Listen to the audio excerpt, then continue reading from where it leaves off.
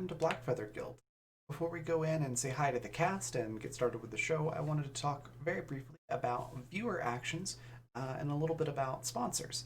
So first off, there's a number of ways that you can actually actively participate in the show through viewer actions. One of the easiest ways to do so is through retweeting the game tweet. You should see that somewhere in chat if it's not in there already. But you just click on that link and hit retweet, and for every 5 retweets that we get on that, it will add a bonus to the cast pool and the game master pool. Now, in most cases, that's going to be an extra d6 that they can add on to any roll.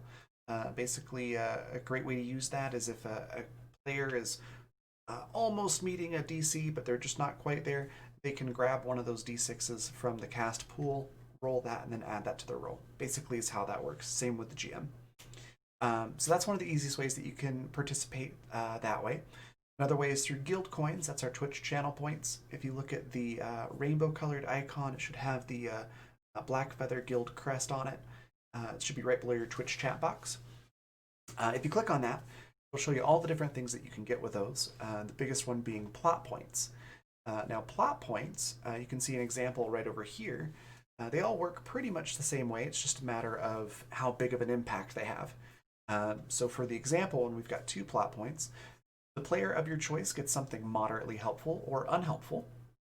Enter any suggestions for the GM into chat, or you can have the GM come up with something entirely on their own. So just choose if you want it to be helpful or unhelpful to the party, and that's kind of how you can use them. You can throw in your own suggestions as well. How those work: 1 plot point is something trivially helpful or unhelpful. 2 is moderately. 3 is very, and 4 is very to the entire party. So if you want to do something to help the entire party or really throw a monkey wrench in their plans, 4 plot points will do that. So that's guild coins. And then finally, we've got donations. So if you want to help out with keeping the lights on in the place, so to speak, there's a number of ways that you can financially contribute. One of those being coffee.com/Raven or Raven.rocks. You can see both of those examples down there at the bottom. Those are the addresses to do direct donations. You can also do Twitch subscriptions or bits. Those work the same way. And then finally, Patreon. We've got a Patreon, which you should see in chat here any second if it's not there already. And our Bard tier patrons and higher get credits towards viewer actions every month that they can use on any show that they would like. You just have to let us know in chat how you want to spend those, and then we'll hand those out. So some very cool stuff. Before we hop over to see the cast, one last thing to mention is a couple things on this chart here. We've already covered the D6 and the plot points, but the triple crits, what that means is you can gift auto critical successes. And you can, it's triple because you get 3. You can divvy those out however you'd like. You can do 2 to the cast, 1 to the game master, all of them to the game master, however you want to do it. So they work much like the D6s. The cast members just grab that when they're available and they really need them and use them. So it's pretty cool. And then finally, the last one, introduce an ally or enemy NPC. Just give us a brief description of what you want this character to look like, kind of their character concept and a name, and let us know if you want it to be an enemy or an ally to the party, and the GM will basically take that and run with it. So really cool ways that you can participate. Lastly, I just want to take a quick moment to mention our sponsors. If you look at the logos down below, that's who's sponsoring this episode, and we'll talk a little bit about that before we introduce everybody as well on the next scene. So yeah, check all this stuff out and thank them for supporting us, and thank you for being here and watching. Let's go say hi to the cast.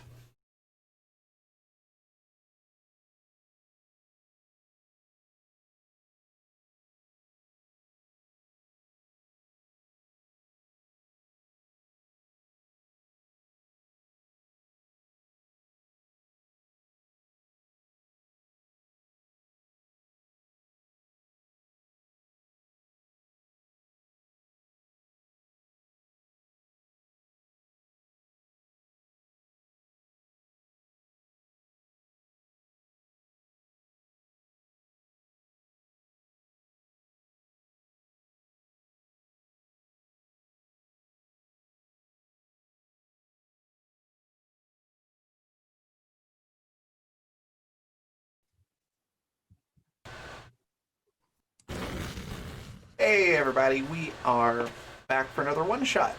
I'm really excited about this one. So excited that I made art for my character for this one. Just that person right there behind me. Um, and it's going to be really cool. Before I pass everything off to Yaz, we're going to do some introductions of everybody. Let us each person talk a little bit about what they do and what their character's like, and then we'll pass it on to Yaz to run the game. So starting with myself, I'm the creative director for The Raven Evermore, which involves game design. I do professional GMing, voice acting, art, a whole ton of stuff. You can find out all about that at my Twitter, which is right below my face, or there's my link tree in chat with all my other websites, profiles, etc., etc.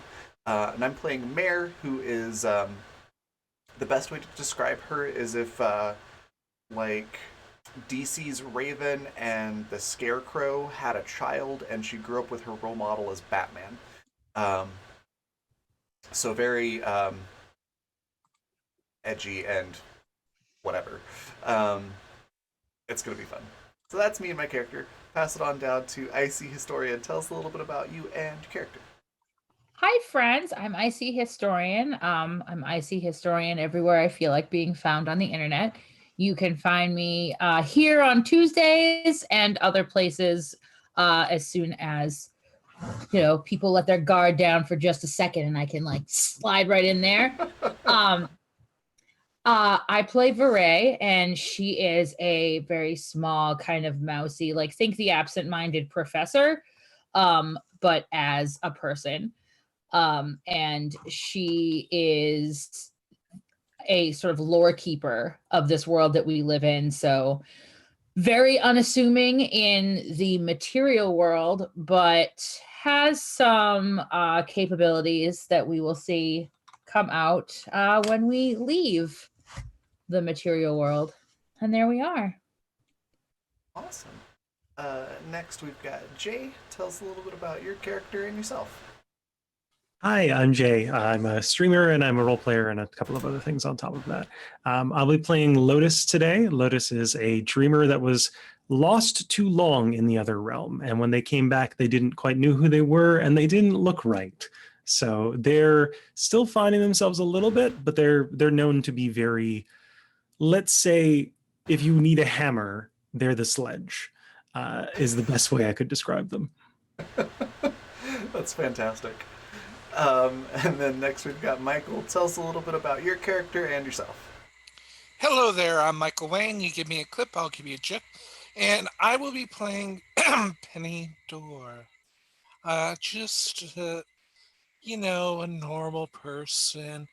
And not at all someone that can change their shape or have powers that act from the world of forms. They are completely normal. There is nothing wrong with them at all. I love Of it. I'm course. so excited. Awesome. And then, tell us a little bit about yourself as well. My name is Yasmin Tatiana. I am a graphic artist and illustrator, and primarily because of the story that we're telling now, a comic book artist. This one shot takes place in the world written by the writer Cecilis, and we are collaborating together to put together what we hope to be over 12 issues of comic books. We have our first issue on Kickstarter, and I'll put that link here in the chat if anybody is interested or finds themselves interested after the game. But this is, in a nutshell, dreams have leaked into the real world, and because of that, the world has fallen into dire straits, and life is now hard, and people are struggling to get by. A darkness has grown beyond the city, and a wall has been put up to keep that darkness at bay. But the city is running out of resources, and our party here is the last ditch effort of the city to maintain some semblance of hope in these dire straits, and to find something that helps the city, whether it's resources or chasing away the darkness. This party has been volunteers or voluntold, you may choose, to go into the world beyond the city to find this whatever it is that's going to help the city out. All of our players are lucid dreamers, and a lot of the people in the city do not have the ability to cross from one world to the other, even though that bridge between worlds is getting thinner and thinner and thinner. And a lot of people are scared, but they have placed their hope in all of you. And the leader of the city has congregated together in this ramshackle, higher, too populated city, and has given this rousing speech. And the audience before you are giving these half-hearted, tired cheers and whoops of excitement. And a large grate has been moved out of the way, so that you, instead of going through the gates and into the desert beyond the city, you will move underneath the city and hopefully come out in something. The mayor slides that huge grate out of the way with the help of several other people, and they all give you farewell roses and tosses and sweet condolences on your trip and good lucks. And then the door is slammed shut behind you, and you are facing what looks like a miner's tunnel with old school filament lights strung up as far as you can see. So,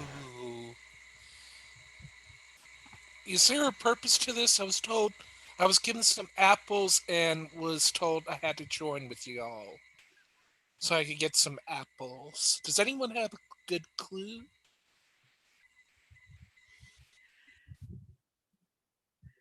As long as there's no water, I can't say I'm too fussed about what happens.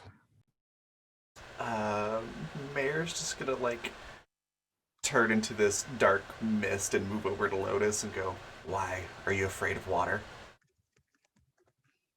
Not as such. Oh, okay. Penny's gonna try to poke the mist, like a bit confused.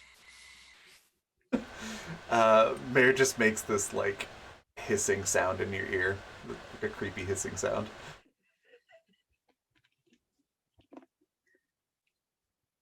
Beret has like a couple of things in her hand that she's like holding on to. She's got like a small book and like a bag on her back, and she's picked up one of the roses that they were tossing and is kind of fiddling with it and looking at everyone like not like expectantly, but just sort of taking it all in. She's like just observing and not really wanting to jump in. So she's kind of like twiddling with this rose in her hand, looking from person to person as they interact.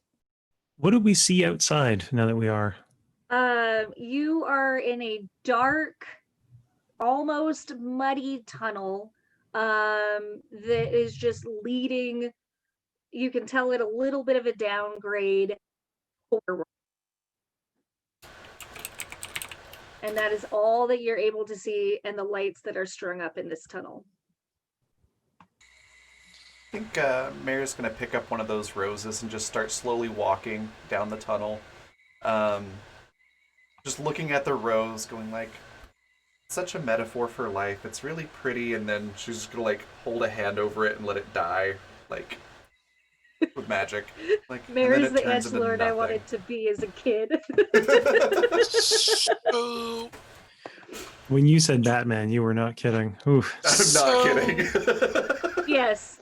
so before I forget, do you guys want to slice an apple before we move forward, so that way to have something to munch on?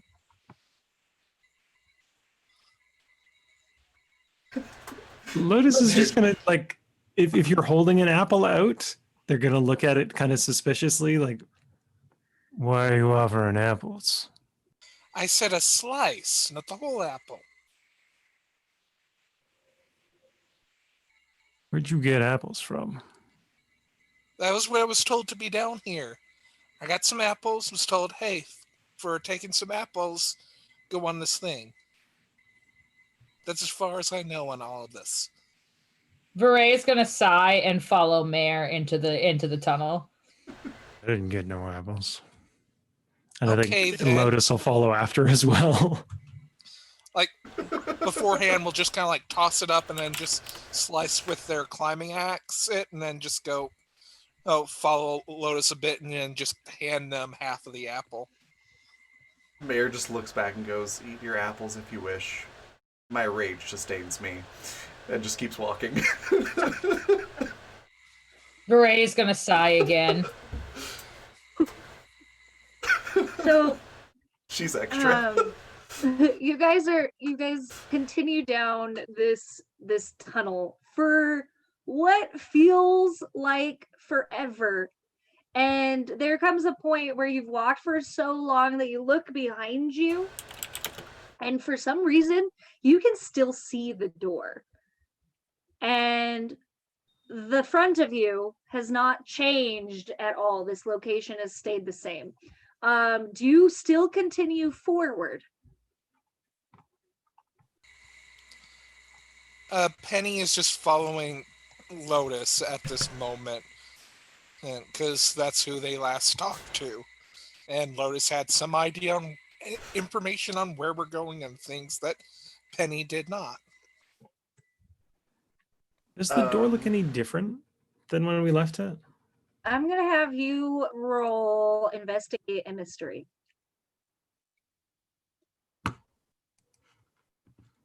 Can I rewrite history instead? That's a terrible joke. There it is. Is it the red or the white die? I can never remember. You know what? I'm not sure. It's been a while since we did this. It's the white button. The white one? Okay. Sorry, I should have. No, you're good. I You're all should good. have, like, Is that film with one sharp? does. Mhm. Okay. I feel is like the with red sharp. one is like with advantage, maybe. Oh wow! I just realized that's not like a strip of film. That's a D6. I feel like an idiot. I've been playing Monster of the Week so long on this. Oh my goodness! sheet, and I just figured that out. Because all the little graphics that show up look. Yeah. Oh my god. For investigate a mystery, I kind of go off script for this. I know that there's a set of questions, but because we're not specifically tracking a monster in this scenario, you get one question answered. Would you like to keep your "is the door different," or would you like to alter that question? Yeah, I'll say with the same one. Does the door look any different? The door does not look any different. But the door, when you reach out and touch it, the door feels significantly colder than it did. All of the metal in the city that you know, it's like a desert. It gets hot or warm. But this door feels very cool and almost like there's condensation on it. I think Lotus would probably like jump back up against the wall of the tunnel as soon as they feel any like condensation on the door. Does anyone else remember the door being cold? Yeah. This is a cold, because again, it takes energy to enter. The world's a cold place. Makes sense that the door would be cold too. Okay. I did not buy the DLC. I don't want this much extra. Here's the thing. I just consider if you're thinking the world is cold, that you don't have a clear understanding on how things work. And I don't think we should trust anything that comes out of your mouth going forward. Veray is going to sigh for the third time and start flipping through her small journal. for information about temperatures and whatnot in what she has studied. All right. Mary's just gonna try to open the door. Can I have you roll a sharp, Vore? Or is there a specific role for your lore or your knowledge? In my haven, I have a lore library, but that's more like investigative mystery. So Okay. In this case, just flipping through your book, I'm gonna have you roll sharp for me. And Mare, I need you to roll tough to find out if you can open this door. Ooh, this is not gonna go well. Have a -1 in tough.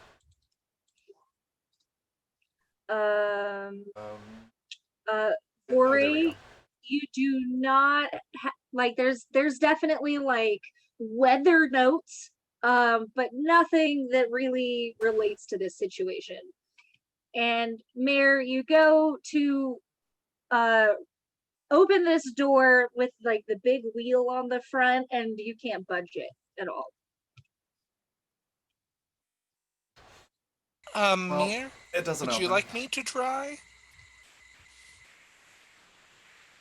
Suppose.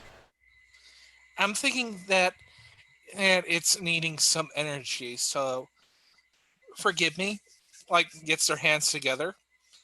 And they're going to probably go from kind of like essentially the world of forms to kind of like create like essentially a mage hand out of their hand. So it's like with the magics would turn it, which I know for my class to use magic would be plus weird. Yes, roll weird for me. Okay. And +1 since I'm using my theme magic, correct? Yep, that's correct. Nice. It's absolutely successful. And you all feel as this magic is being cast, the prickle of the dream world almost creeping up at the edges of your vision as Penny magically twists and opens this door.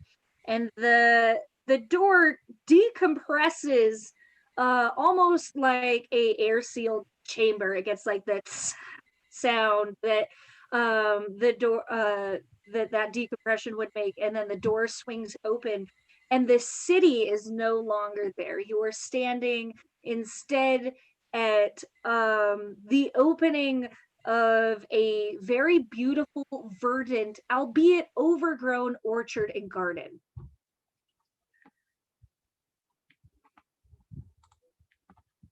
Vure sighs and walks in.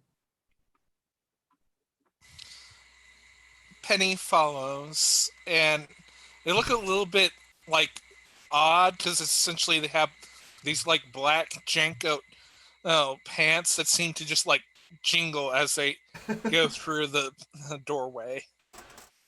And I've got for Mara in the playbook, I've got the big entrance, which does a thing if there's like dangers around. But I imagine it's just like that's just the default. That she always makes a big entrance wherever she goes. Okay. So I just kind of imagine her turning into this like pool of mist that just creeps along the ground into the room and then solidifies it back into her solid person, like probably right behind Lotus. Okay. You don't And have she just to goes, roll "Boo." anything for that, right?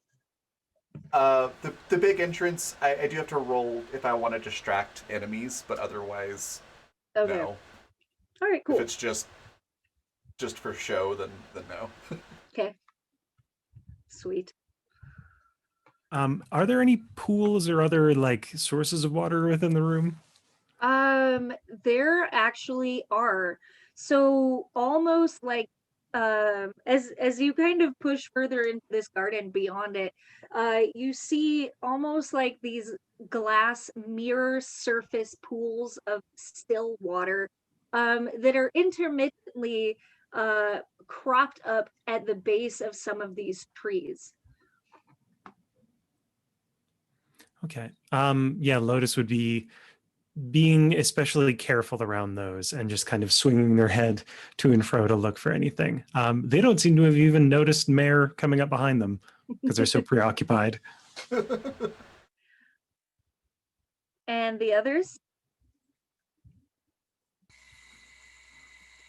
Penny is mostly just like following and observing because this is another like the waking dream game. They guess, and that roughly like it's gonna change in a bit once we all kind of get used to it.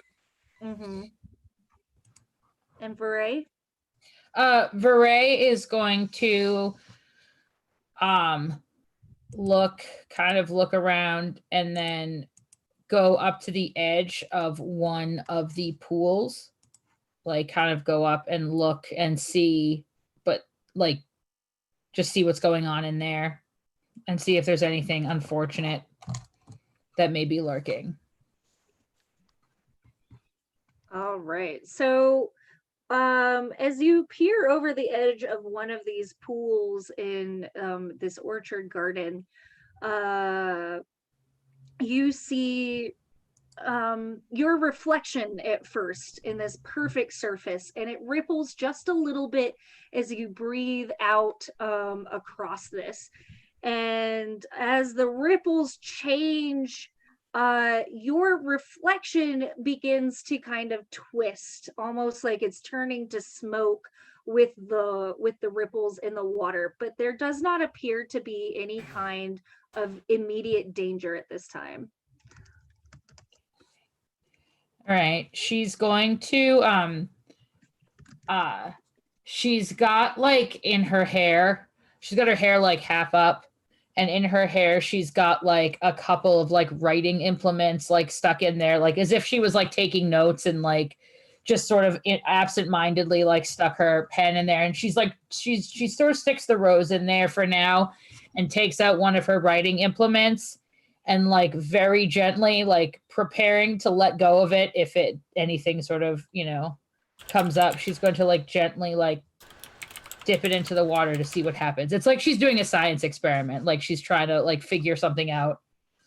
As you do so, as your instrument goes into the water acts just like it should. But as you pull it back out, the water almost like gloops up to it and drips off almost in a very viscous manner. And as that droplet hits the surface of the water, the entire reflection in the pool changes, and you instead are now looking out into like a beach with bright sunny skies and billowy white clouds and calm rolling waves and gentle sands, and very much like a chill beach expression beyond this pool that you're seeing.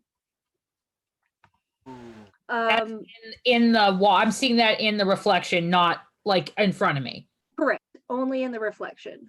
Okay. Veray does not like that. Veray is going to get up and she's going to look down into the pool and go, no. No. And she's going to get up and walk away. Okay. And that's like literally the first words that she said the whole time. No. Would you like some apple to keep them away? She's gonna like turn around and kind of like look very like sort of taken aback that someone was like paying attention to her, and she's going to say, no, thank you. I had a large breakfast.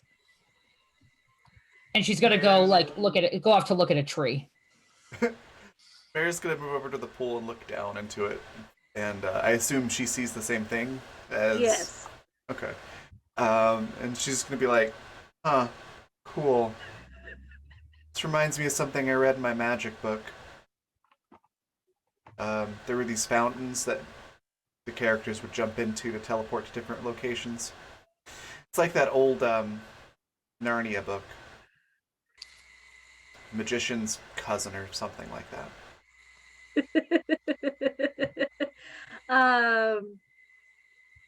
So as Mare is kind of staring down into this the beach that you're seeing kind of disperses in the same cloudy format, just where it all swirls together, and you are then looking at a very distorted reflection of your self. Lotus, while you are looking around, there is like a glimmer or a glint that keeps catching your eye on these trees that you're walking past. Almost more so than the mirror-like pools.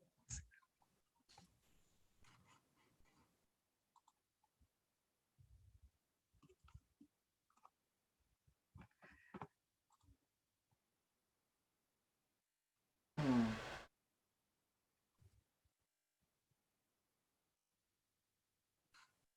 I'm just gonna look at everybody and just go, so, did anybody tell us where we're supposed to be going? All I got No. was go defeat the darkness, and, like, that's just my life's goal, so. You're silly. You're very silly. Odds are we need to gather some resources and bring it back. Most likely, we're going to deal with the world itself changing based on each of our own mental preferences and thoughts and such as we try to get the resources that we need to take back there. So, do you want to keep moving in the normal space, or do you want to go in an extra dimensional way? I don't want to go to the beach. There's too much sun. Oh, I know. Sand, it gets everywhere, and it's so coarse. There's so Okay. much water. Well, okay. Can we all agree on a form, like a cafe or something, that we can all think on? Cafes have coffee. Coffee's good. Especially, What's a cafe? Okay. Everyone together. Cafe. it's a place where they serve coffee and other dark things. Cafe. Cafe. Cafe. Ray looks at all of them, We're all and just chanting this now. just like looks from one person to the other, but like she doesn't really want to be rude, so she just sort of says, "Cafe."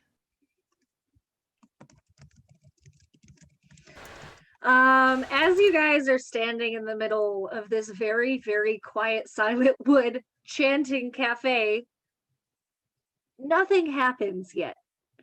And you've sat there and chanted for a time to the point where you know when you do something so long without return and suddenly you feel very self-aware that you're still doing it and not getting anything out of it.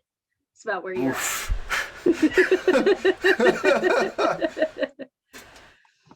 Why you gotta do personal attacks like that, yes? I take it that one of you does not agree on the idea of a cafe. No, that's I don't That's- think this is how this works. no, it's not. It's going to tell us where we can go. Yes, And but Barrett's gonna often go look at another one of the pools to see like what, and she's gonna dip the thing in again and see what it shows. So go on, Penny.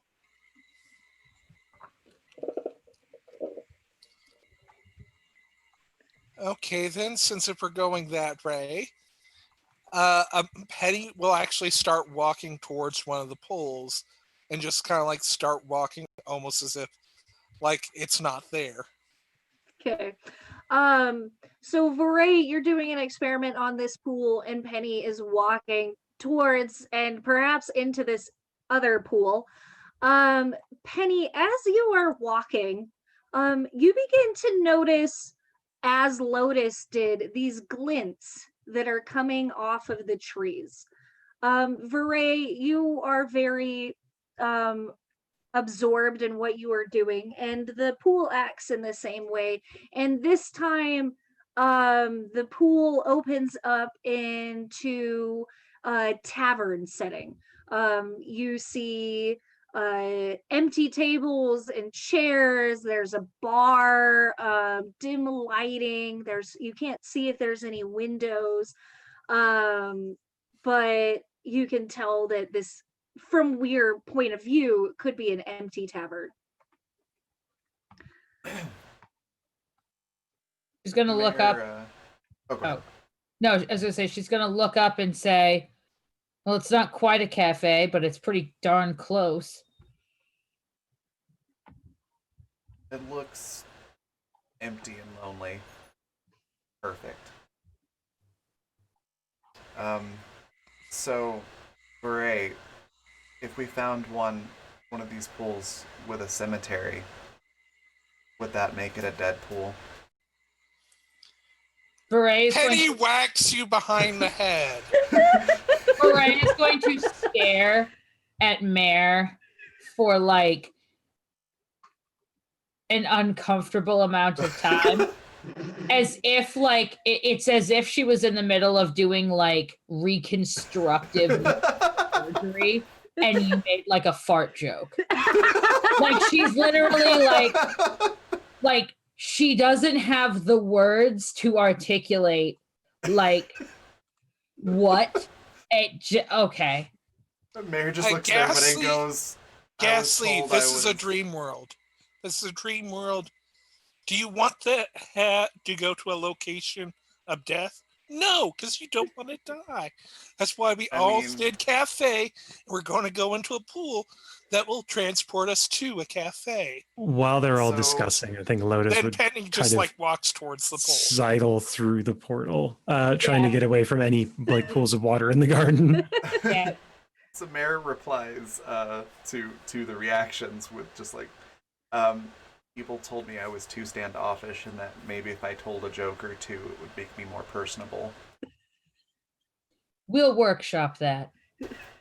Okay. So Lotus, and cemeteries are very peaceful. No, they're not. Lotus, just to confirm, you walked between the pools or into the portal pool where there was the tavern? The one into the tavern, yeah. Okay, cool. So Lotus is the first one to enter this pool, and you actually, as they enter into that, you see them appear on the other side, almost like they had walked in stage left kind of thing, and suddenly they're standing there now in this tavern. As you guys are having this altercation around, Penny, you hear almost like the rustling of leaves, which is the only sound that you have heard in this garden since walking in, and only Penny can hear it.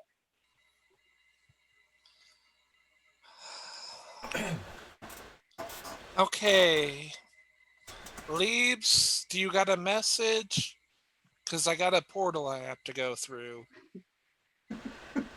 To the two that are standing next to Penny, Penny is now talking to whatever it is.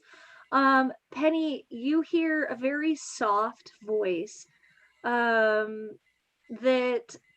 you're, you know, when you hear somebody talking but they're so far away that you can't actually hear what they're saying, you can just hear their voice. Yeah, you're too quiet. I can't hear you. So I'm going to a porter unless you want to speak up, Leaves.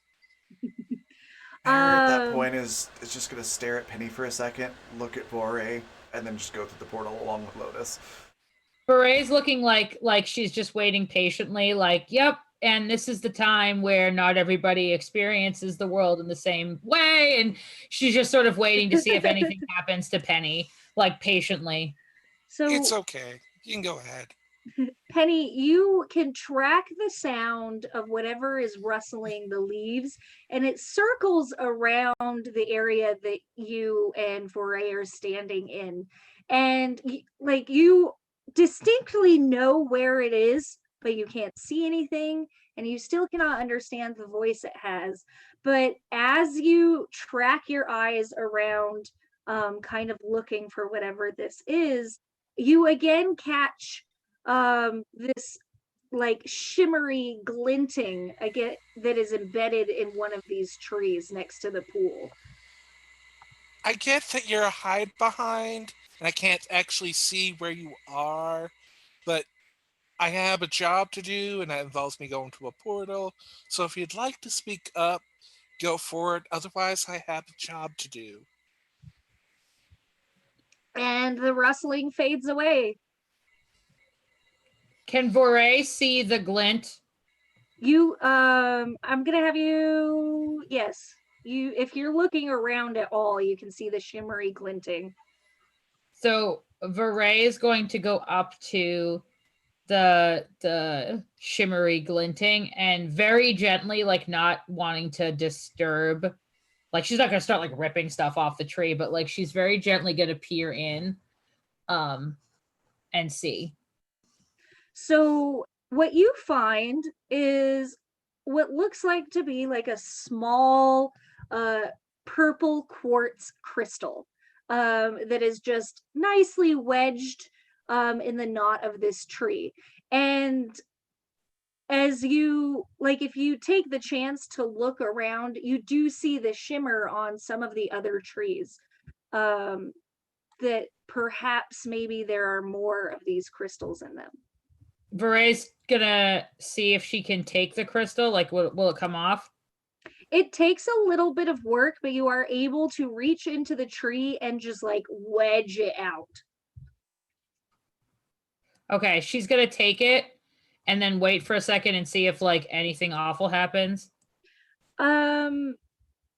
You hear kind of like the trickle, like a rain stick sound, not quite Yeah. actual rain, but like the trickle of something.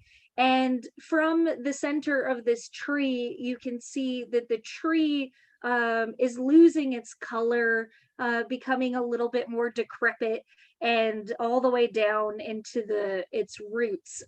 It starts kind of slow at first, and then immediately the tree just like shrivels up.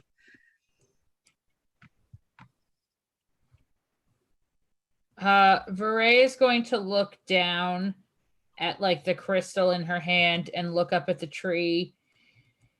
And she's going to turn to Penny and say, I think we should put a pin in this for now. Are you wanting to take the color with you, or are you going to leave it in the tree? She's gonna definitely take the crystal with her. But what she's worried about is if there's a connection between the life of the trees and being able to get back, like through the portals. So she's got the Jimmy Jam, and she's gonna be like, you know what? We're gonna come back to this. I'm getting Hub World vibes, so That's understandable. put a pin in But that. She's a gonna lot of go times over they're the not portals. that straightforward. That's why, like, I went and said, "Oh, is there something you want to say?" Because a lot of times they're trying to try through nonverbal communication, which they're not the best with, but they try. And oftentimes it's could be that they're trying through another form. Oftentimes with Dream World, logic makes no sense. So a lot of times, if you go with it with no logic, it all makes sense. Veray's not really going to respond to that, and she's going to just sort of smile and say, "We should join the others," and Yep, go toward the let's portal. go. So you head through this portal, and as you do so, it feels like you're moving through a breath of air, chilly, and the kind that immediately bites you to the bone. But the moment your feet find the tavern floor, you that chill leaves you immediately, and you are standing with the others in the tavern. Now, Lotus, you were the first person to walk into this area, and in a bit of a surprise, you find that you are actually not alone. You have a couple of minutes, but before Mare joins you, but at the end of the room where you cannot see through the mirror's point of view, you have a very, very chipper, old, like skin kind of sagging off of his hands, calloused fingertips gentleman with a shock of white hair who's cleaning out pint glasses. And he looks up to you and gives you a good smile, and he says, can I help you out with anything? And this is about the time that Mare and then eventually Penny and Vore join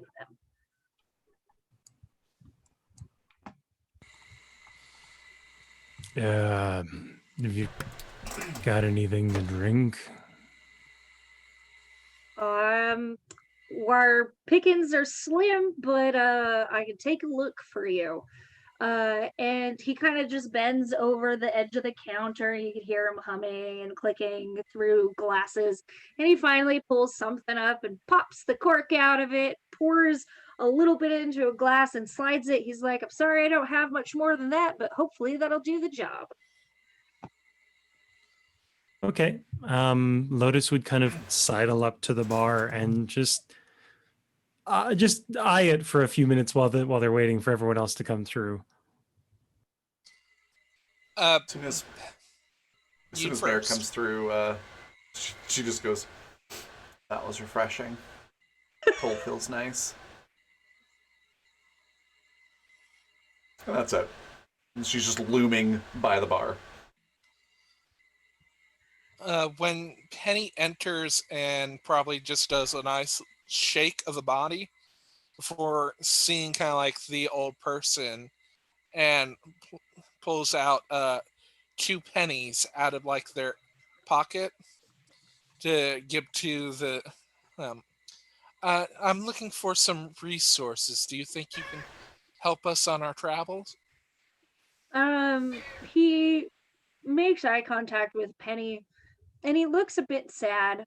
He says, I'm sorry, darling, but unfortunately, my resources are pretty tapped out right now, and where I get my orders from, I haven't seen them in months, and I am on the last legs of it. Can you direct us to somewhere there might be resources?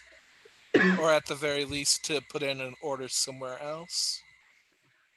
Well, you you might be able to find something in the city of Vice. You may be able to find somebody there that might be able to give you the resources that you're looking for, but it's been a long time. I don't know what the state of the city is anymore. Penny pulls out of their pocket a seed that I would guess would be of more value than coin, and just any help that you can, and be much obliged. Well, And place it in there. I can get you all a hot meal, and get you on your way, but unfortunately, I can't help you too much. Thank you kindly. I appreciate your generosity here, he says, and he goes to pour everybody drinks and just sets them out. You can choose to drink it or not. But and Vore, what are you doing now that you've entered? So Vore steps through, and she is gonna like look around and like, as a lucid dreamer, she's like been to. I mean, obviously, like all dreams are sort of different in their own way, but she sort of has been in similar like lucid dreaming situations. So she's going to walk up and she's going to take out of her bag, she's got these like small stones that are inscribed with like ancient letters, and she's going to take one out and set it next to her glass, and she is going to take a timid sip of her of the beverage that was poured for her. Does this stone have any or the emblem on the stone have any particular meaning? It does have so on one side there's the symbol, an ancient symbol for home, and on the other side it is an ancient, like it's her name, like an ancient symbol for like her name. So your timid sip fills you with hope and rejuvenation. Does anybody else? I know Lotus was thinking about taking a drink.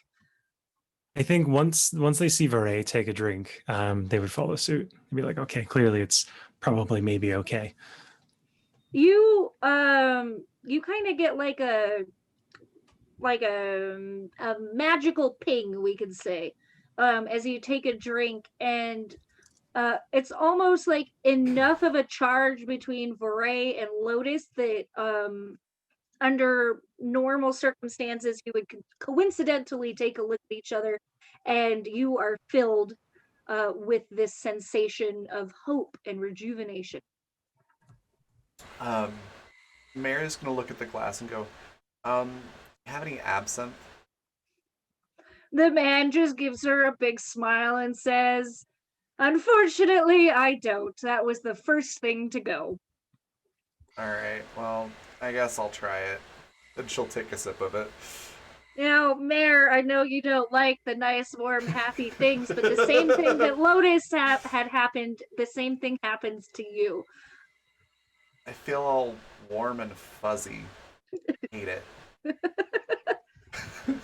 Penny, do you take your drink at all? Yeah, I was just waiting for everyone else. Before does pulls out of their backpack a little bit of hot sauce to put into the drink before her taking of it, because with warmth you must offer some warmth. All right. Do you have any particular intentions while you take this drink with your hot sauce in it, or intentions as you pour hot sauce in? It is very much a case of what is being offered, I must also offer the world something. So Alright. it's an equivalent exchange. Okay. You definitely feel that zing, but unlike Lotus and Mare, you don't have that tie to Varay. Almost like Varay's little token was offering a boon to Lotus and Mare in association, but you completed your equivalent of exchange with your hot sauce, and you are filled also with hope and rejuvenation. It's about this time that you begin. I need, before I tell you what you begin to do, I need you to roll a investigate a mystery, we'll say. Sorry, who is that for? Can I have you all roll investigate a mystery? Okay. Sharp, you mean, correct? Yeah. Roll sharp for me.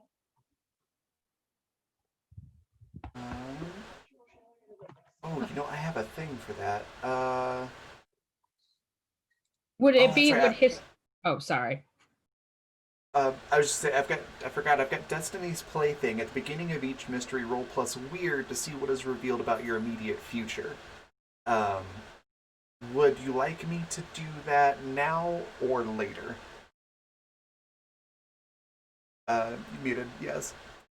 Sorry, guys. My dog was like super noisy. Dogs are distracting. Oh no. You may do that at any time that you feel pertinent. So you could do it right now if you'd like, or you can hold out. Okay, I'll hold off on that then. I got a 7 on sharp. All right.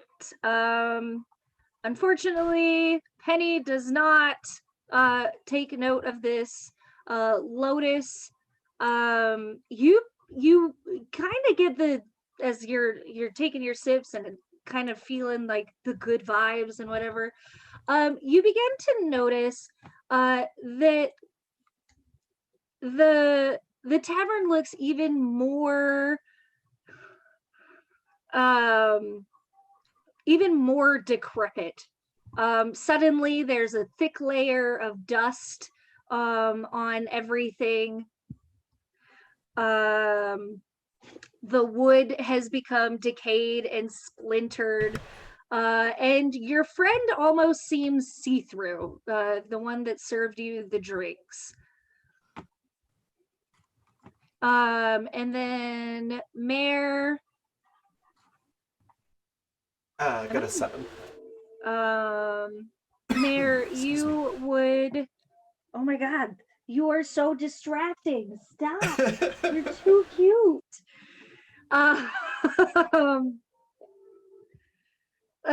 Mayor, you notice that there's definitely been a change, and you see that the bartender has kind of become a little bit more ethereal. But you don't notice the state of the tavern. Okay. Foray, what was it that you rolled? Can I use my lore library for this? Would this be something that like I would have any reference to? I don't think that. Actually, yes, you could roll your lore library, and that would be an investigate a mystery. Unfortunately, you don't find. I don't know how I got a 0. Try it again. You don't have a negative in your sharp, do you? No, I have 2 in my sharp. That's weird. Okay, try it again. That looks about right. You know that in the dream world there are places called way stations, but these way stations are significantly prone to attacks of larger, meaner, nightmarish creatures. And these creatures kind of have a calling card, and this particular calling card is decay, which you have an inkling on who it might be. And I'm going to go ahead and message that in Discord to you so you can choose whether or not to let the team know. All right. Veray is going to look like really sad at the bartender, and she is going to like leave the stone next to her empty glass, and she's going to say, "I'm sorry, friend, but I think we must be going. Cheers." And she's gonna leave the stone for him. Like, the man looks at the stone and looks up at you and shakes his head, and he says, "You're gonna need that a lot more than I will." and she's gonna smile, but like really sad. Like, and she's going to say, "I had a feeling you might say that." And she's going to turn to her companions and say, unless any of you feel like taking the statue lessons, it is probably in our best interest to move along. And she's going to like pack up. She's going to like she's like packing up to bounce. Mare's gonna look at the guy and just because all she really saw was that he started to look ethereal, and she's just gonna be like, "Are you a ghost?" Don't be rude. The man looks at you and gives you that same like heartbreaking, genuine smile that nobody in the dream world really gives you. And he says, I mean, once upon a time, I wasn't, but it seems that my time to pass from one world to the next is here. I see. Ghosts are cool. And then I'd like to have Mary take that rose that she just made dead on the way over here. Um, See if I can like make it ice over, so it looks like an ice rose instead, and give that to the guy before she leaves. Would you please roll your? Is it weird that you use for magic? And it changes from some of Yes. the playbooks. Yeah, Yeah. generally magic is weird. Okay, The chosen is weird as well. cool. A 9. Awesome. You do have a small glitch that you can, or whatever, something that goes wrong that happens, that you can choose and how it shares itself. Let's say that I'll choose the effect is weakened, and would that a request? Can it just be like a frosted over rose, so it looks like a rose with frost all over it instead of like encased in ice? Yeah, that works. Okay. And she'll hand that to him, and then just sort of stand there for an awkward second, and then go, "Well, bye," and then leave. What direction did you say again? And was down that way, I believe you said? To Vice? Yes. And he points and he says, I mean, it doesn't particularly matter the road that you take, but you'll But it's find more it. the. Yes. But it's more that it's being taken. Do you need any coin for the ferryman, or are you prepared? I am very prepared. Thank you for your consideration. You're welcome. And Penny bows before leaving in that direction. And I think Lotus would probably just knock the rest of their drink back and kind of like do a little salute with the glass in hand and then slide it back down the counter. He gives you a nod and kind of like finger guns. And as you guys are getting up to walk out, the decay has become so bad in the tavern that the floorboards and some of the tables have begun to fall apart, and now you are all aware of the state that this is in. And towards the end of the room, the floorboards begin twisting up, snapping and breaking, and you know that whatever was coming is here. Are we still? Do we still able to leave? Yes, you are still able to leave, but I am going to need you to roll act under pressure. Would you say that we are needing a tough roll since this is under pressure, or sharp? I Under think pressure is cool. Yeah. Oh, my mistake. I was misremembered. My bad. You're good. If I have to use act under pressure, can I roll? Can I use my I've read all about this sort of thing and roll sharp instead? Yes. Nice. I love But that I'm going to move. tell you, you're going to want to GTFO real fast. If you'll allow it, I think Lotus would. Normally, they're not keen on doing this in front of people, but it's a dangerous situation. So they would try to bail through the wall because they are incorporeal. Nice. Perfect. Do you have to roll to bail through a wall, or is it just a move? It just says you can freely move through solid objects. Perfect. So Yes, you may do so. cool. Do you still want me to roll under Nope. pressure? Okay.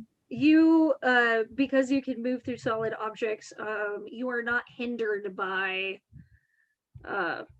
your environment in that manner. Let's see. I've read about this sort of thing. Is great. Tilda had that one. Yep. I got a Alright. 9. Perfect. So Same. you 6. Penny, you are having a bit of trouble as you're moving through. You are the rapidly decaying and falling apart floorboards get you caught up, and you take a spill. For the nines, that everybody else got a 9 on that one. 9. Sorry, I'm like, Raven, what did you get? A 9. Okay, so if you got a 9, you guys are able to get to the door, but you are significantly slowed down on this.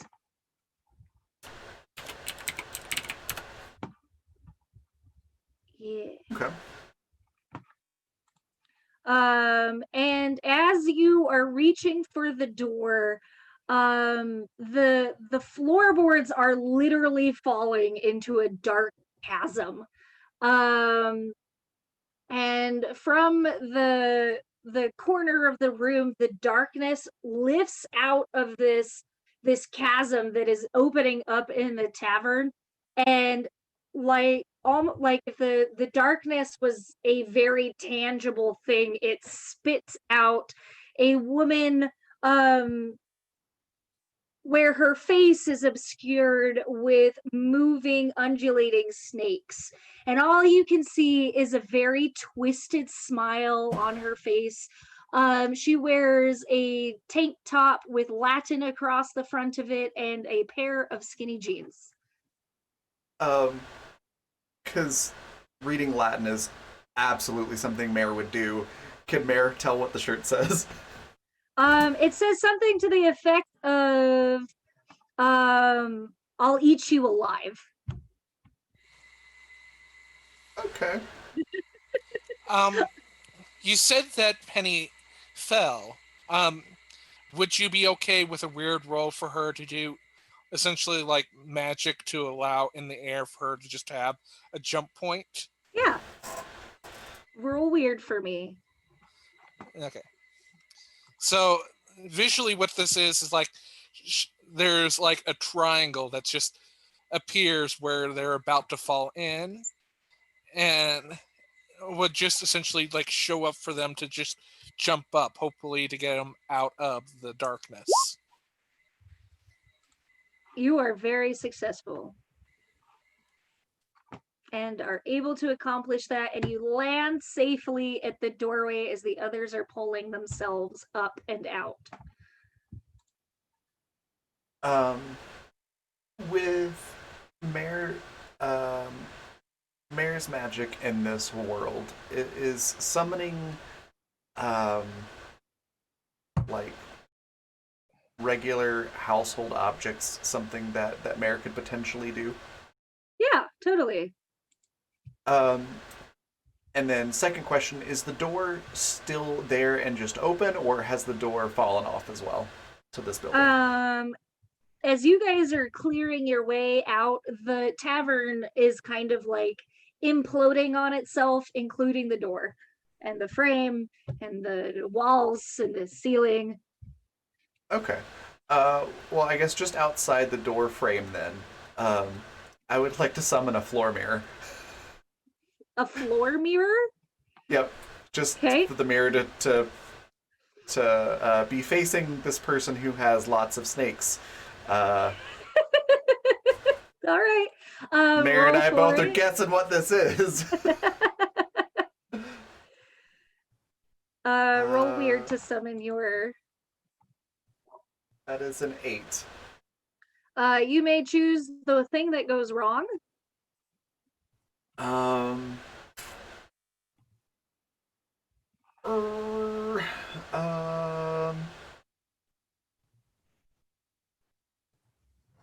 What do y'all think?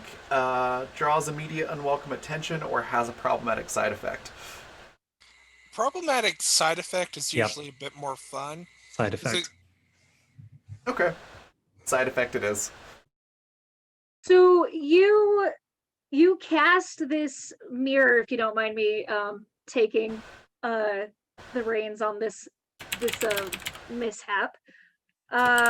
You cast this mirror, and it appears just as this woman who is in the idea of walking on water but walking on shadows, to come into close proximity to you guys. This mirror pops up, and you just see this wicked smile turn into like a gnarly grimace that pulls across rows and rows of razor teeth.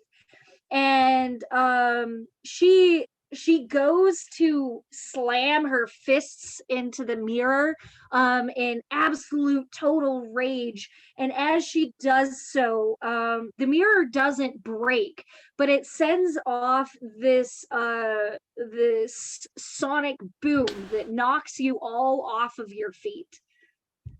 Okay. Mare is just going to get like, so she normally looks, very dark and has like, the hood up, and so it's shadowing her face a little bit, but the shadows are just gonna get deeper and darker. And she's just gonna glare at this thing and go, "There's only room for one edgelord in this place."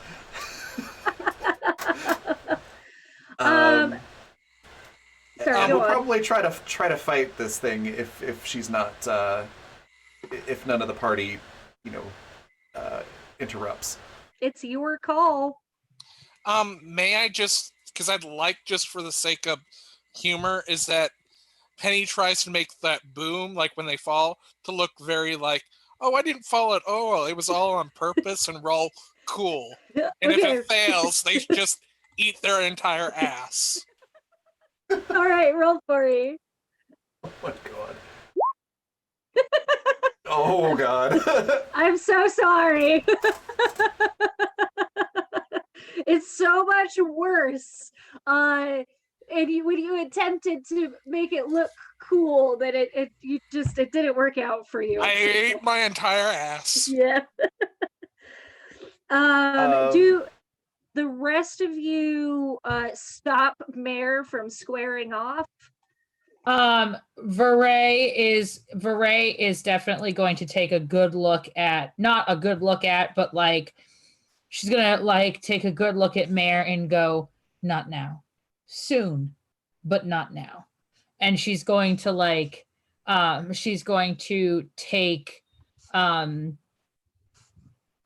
rock out of her like pouch, and it has the Greek symbols, ancient Greek symbols for protection, and on the back it just has a circle with 4 dots in it. And she's going to set it down on the ground and like just try and get everybody moving as far away as possible. And Lotus. I think Lotus is kind of torn between Voray and Mare, because on the one hand, it's like clearly this thing is more than what I'm used to fighting or dealing with. On the other hand, Mare seems like maybe she knows what's going on. So I think Lotus is kind of like just peeking in through the doorway and kind of deciding whether they want to jump through the wall at this thing or follow and like retreat. So I think all those interactions will make Mare adjust her plan a little bit. And I am going to use the big entrance for this. So I think everybody will just hear like a wraith like whisper in their ear saying "run," and I'm going to use the big entrance on the enemy. So it says, when you make a showy entrance into a dangerous situation, roll plus cool 10 plus, everyone stops to watch and listen to you until you finish your opening speech. On a 7 to 9, you pick one creature to stop, watch, and listen until you finish talking. And then on a miss, you're marked the biggest threat by all enemies present. So if I can, what I'd like to do is something close to that, and that's just like turn into a mist and sort of envelop this creature, and do like a bunch of nightmarish visions of like Medusa getting killed by whoever it was that killed Medusa. I'm drawing a blank at the moment. Yeah, thank you. Stuff like that. All right. So I believe oops. impact, to impact your adversary, you do need to roll for it. I do. It needs to. It's a cool roll. Let's roll cool. That's a 12. Nice. You are absolutely successful. So, you could tell me exactly how this plays out, but as you begin doing this, Medusa is still screaming at the mirror. She has this mirror like between her hands, and she's just trying to break it while screaming at it. And you can tell me what happens. Okay, cool. So yeah, Mare just turns into this like nightmarish mist. This dark, almost like black dry ice smoke kind of a effect to it that just swirls around her like a hurricane. And there's just whispers of things like "you're gonna die" and like "don't look into the mirror" and "don't lose your head" and things like that. all, all things that a Medusa would just be horrified to hear from, the old myth story. I mean, Medusa has changed a little bit. Probably, I'm sure, but that's all. But That's all Mare knows, so that's what she's doing. you do absolutely have Medusa's attention, and she is very much absorbed into trying to get her hands on you. And during, like, you have her attention, so the other party, you have the opportunity to run or to retaliate. What would you like to do? Penny's just gonna at least first get up so that she's no longer eating her own ass.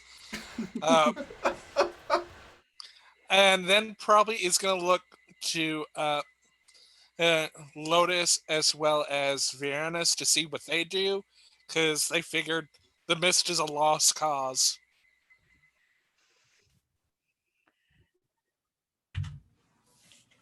I think Lotus is probably retreating from the building once they see the whole mist business going on. They're like, I don't know if I want to deal with that. Veray sort of sighs and is doesn't really sort of know what to do, but she does have with her a I'm gonna get the real name of it because I'm cool. She has with her a magical dagger, a juju, well, her juju bag, and a blessed knife. And she's gonna kind of like take them out and figure out if while Medusa's attention is taken by this nightmarish mist, if she will actually be able to behead her. Or at least slow her down. All right. You would, yes, you do have the opportunity that you believe that you could do something like that. Okay. Then while you do that, Penny is following Lotus to get out of there. So I have like my magical laboratory and my like mystical library, so she's kind of read an awful lot about this. I'm just not sure like how I would roll. I believe you roll to kick some ass. Oh, good. I'm not good at that. Is there an assist function in this system? There is an assist function, but it must be declared by another player before you make your roll. Okay. Right? I think so, and it just adds +1 to Yeah. whatever you roll. If I have the opportunity, I would be happy to assist with this. Yeah, let's do it. Mare, you see Voray stepping up to bat, so to speak. And you can do whatever it is in your power to keep Medusa on you at this time. And then I I think you also roll for that, and then whatever you get determines whether Oh yeah. If Beret it's gets the +1 or not. yeah, I remember now. It's a cool roll, and if it's a mixed success, it adds +1. If it's a full success, it adds +2. Perfect. Okay. Am I rolling for magic or am I rolling for tough? You would be, since it's a physical action, you would be rolling for tough. Okay. That's a +2. So you can add a Nice. +2 to that. Oh, But you got a 7 with your +2, right? Yep. So that's just enough for a mixed success. okay. Doesn't fail. All right. So So my options are it doesn't work or unintended side. side if- effect. Yeah. Um, Or you exchange blows, so to speak. oh, exchange blows is an option. Mm-hmm. Okay. I'm gonna go with unintended side effect. So that is, if I'm understanding, like you physically do the thing that you said you wanted to do, but something else happens that you weren't accounting for. Yes. Yes. Okay. I'm gonna go with unintended side effect. So you get in there with is your magical or your blessed blade, right? Yeah. And you go to lop off her head, and you are successful. Your blessed blade slices through her neck like butter, and her head topples off the ground. And for a moment, all that chaos stops. And then Medusa's eyes open again, and the snakes that make up her face and her head begin crawling towards you, or slithering and dragging her head towards you in like 80s horror fashion. Oh my god, it's amazing. And Veray is going to like look over at the mist and be like, and she's going to be like, okay, are you ready to run now? And she's gonna like book.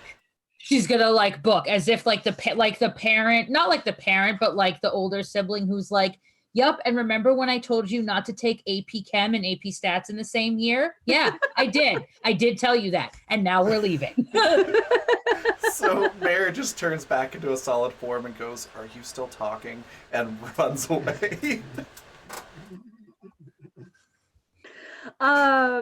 So you guys are all on the lam now, and your scenery is not what you expected it to be, and you're pretty sure it's not what it was when you first exited this tavern. But you're now running through a dilapidated, gray, falling apart, ash raining city, and there are closed doors everywhere. You have what looks like a convenience shop, what looks like a liquor store, a department store. You have doors that lead into office spaces and buildings and such. You are running, and you can feel the darkness is pressing in at the edges of as far as you can see, and you don't have to look back to know that whatever Medusa is, it is following you. I have a dumb idea.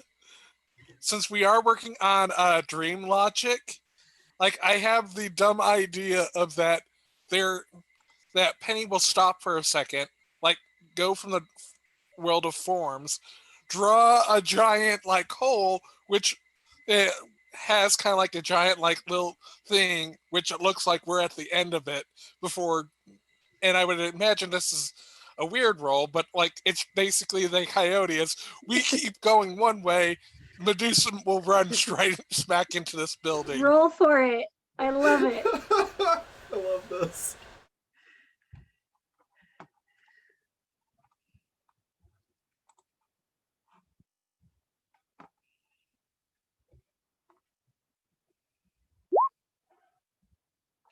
We do have that extra d6 if you'd like to add to it, but that is still a mixed success. So if you'd like to keep it, you can pick what goes wrong.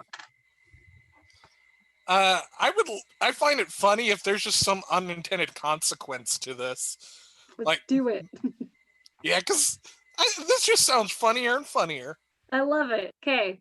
So you paint, or you bust out your art supplies and you paint this awesome mural that looks like a tunnel, and as you test the wall, reality shifts and you are all able to make it through this tunnel. And you look back and you can see essentially what just looks like a shadowy feminine form with snakes twisting all over the head.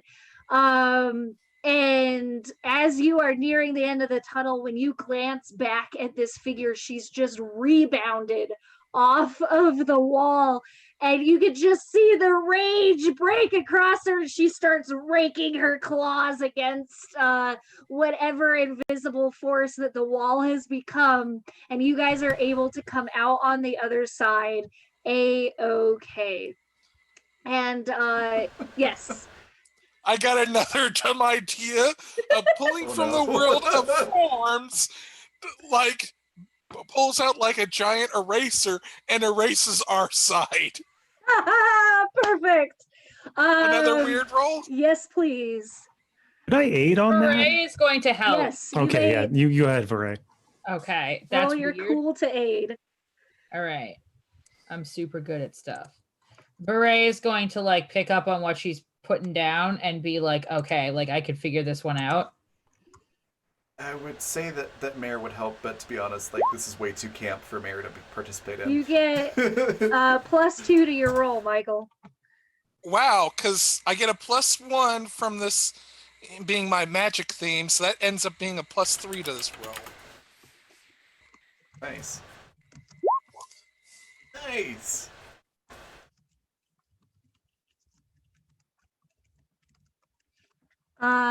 You are absurdly successful. It goes exactly to plan. And you do so well with that assist that you catch the thing that goes wrong right at the last minute. And what it is you guys erase that thing, and right at like you erase the last little bit on this wall that you have walked through, and the head of a snake just drops and turns to smoke. And you guys are facing what looks like a yellow sandstone wall. Beret sort of sighs and looks at Penny and nods and says, It's dream logic. "It's a real problem with boundaries." Yeah, I understand, but again, it's where it makes no sense is how it makes sense. Like, I wish I could have asked for consent first, but we really didn't have an option as we were running away from it. Sorry, go on. She sort of like, she looks like she's about to explain something and then just sort of smiles and just doesn't. Mayor just looks at everybody, blinks a couple times, and then turns around and keeps walking. I'd say Lotus is probably still poking the wall, trying to figure out why they can't like go back through it. Lotus, if it made sense, it wouldn't have worked. It worked because it doesn't make sense. Now on to the City of Vice. So you guys turn around and you are faced with sand dunes, and it just flat surface. No mountains, no clouds in the sky, the brutal sun above you, and just these rolling dunes of sand ahead of you. With that, we're going to take a quick break, and then we will come back. Just gonna add in one last line before we go on a break. Mayor's just gonna look at this and go, "Great, more sun. I hate it." And Beret's just gonna sigh. Perfect. All right, we're gonna take a 10-minute break. Go grab drink, snacks, stretch your legs, whatever you need to do.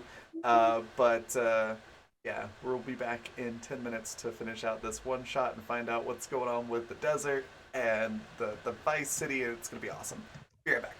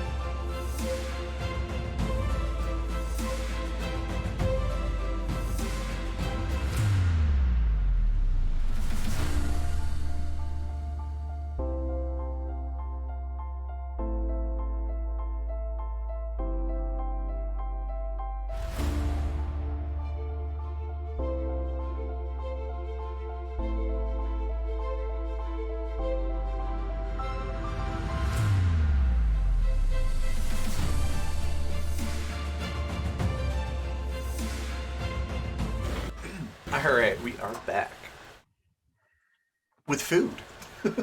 Yay, food! Because we were all starving, apparently. I'm still eating my almonds. Yeah. All I right. have a So, quesadilla. you guys made it through a magical tunnel, narrowly escaping Medusa, only to end up in an endless ocean of sand. And there is a single wall that you have erased your tunnel off of that stands almost like an obelisk behind you. But the sun is at high noon and there is absolutely no shade to offer you.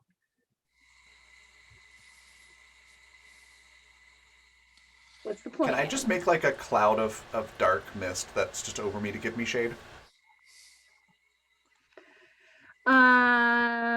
You can roll for it.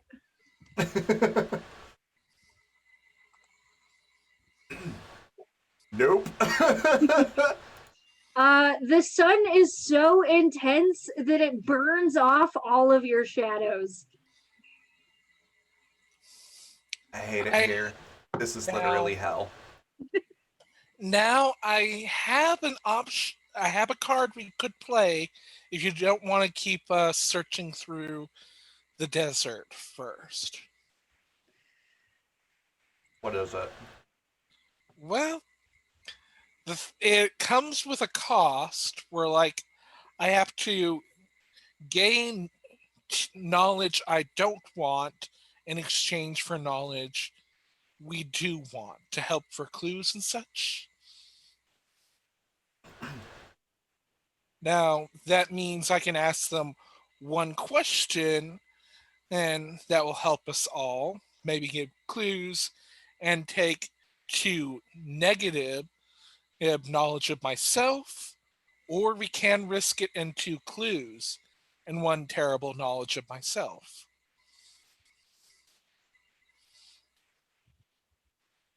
Is that Depends like? what you're scared of knowing about yourself, I guess.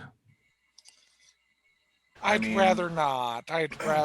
And again, I'd rather not play this card, but I think a desert. I don't think we got a big enough spoon. Our spoons are not big enough for this. Can I pay that cost? Because my mind's already a terrifying place. I won't notice a difference. Nope. Well, I tried. So Veray is going to sort of steady Penny for a moment. And then she's going to look at the obelisk. You said it's an obelisk in front of us and then sand.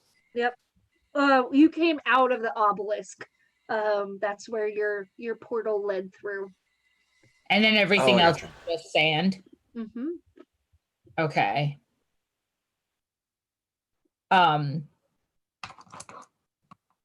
So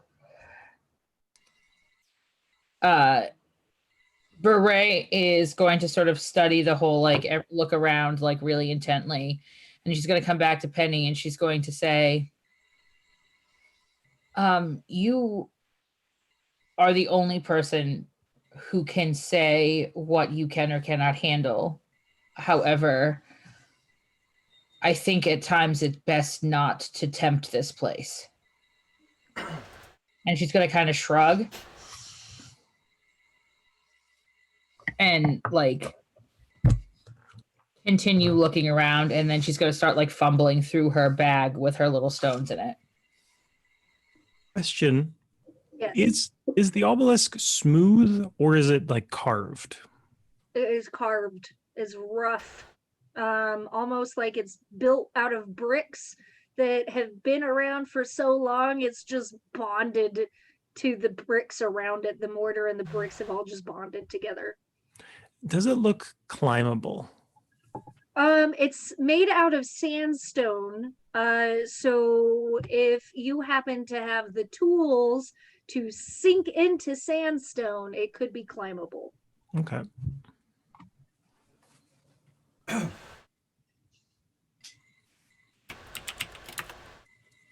I'll think on it.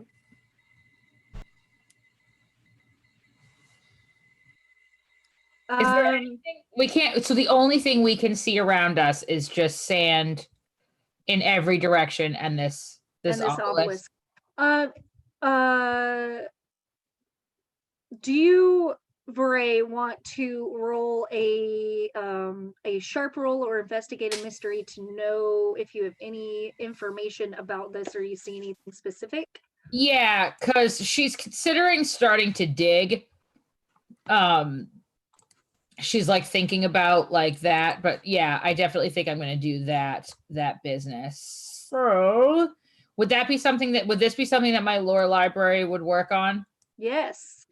All right. So, sharp.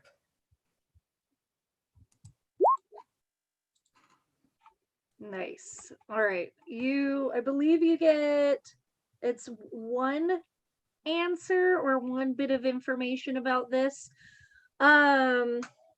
So this is a reoccurring element in actually a lot of different mythologies that you studied, is this single tower, the tower, that is usually in the middle of a wasteland or a no man's land or a nowhere. This tower is oftentimes an isolation for something. Towers have been used to hide princesses, tomes of dark magic, but they have also been known to be like lighthouses that could be places of safety, or beacons of safety. And perhaps this is something like that.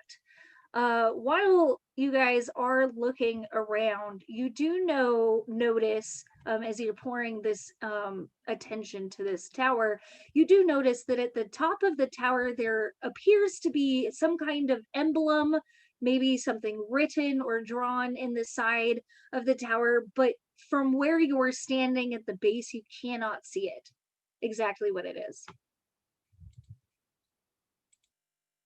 So, would I, based on my understanding, like, would I come to the realization that a lot of times there's something inside the tower leading me to the idea that like I might be able to get inside this thing? Yes. Okay. So Veray is going to sort of like flip through her book and like sort of like absent-mindedly twirl at like the pencils and stuff in her hair as she flips through. And then she's going to sort of look at she's going to sort of look at Lotus, and she's going to say, "You went through the wall of the tavern." Like, not as a question. And she's going to sort of be like, "Do you think you could get in that?" And she's going to like she's like very much like again the absent-minded professor. She's like very excited, like in here, like you get and there's see what's inside. Well, I think so, but I don't know if I'll be able to come back out.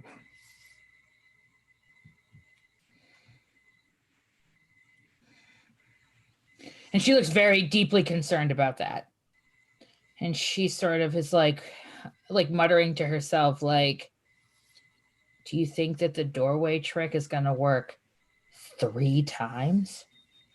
Would they fall for the doorway trick 3 times?" Well, And kind of like hem and haw about that. usually the third time, it's usually something that's done for a change.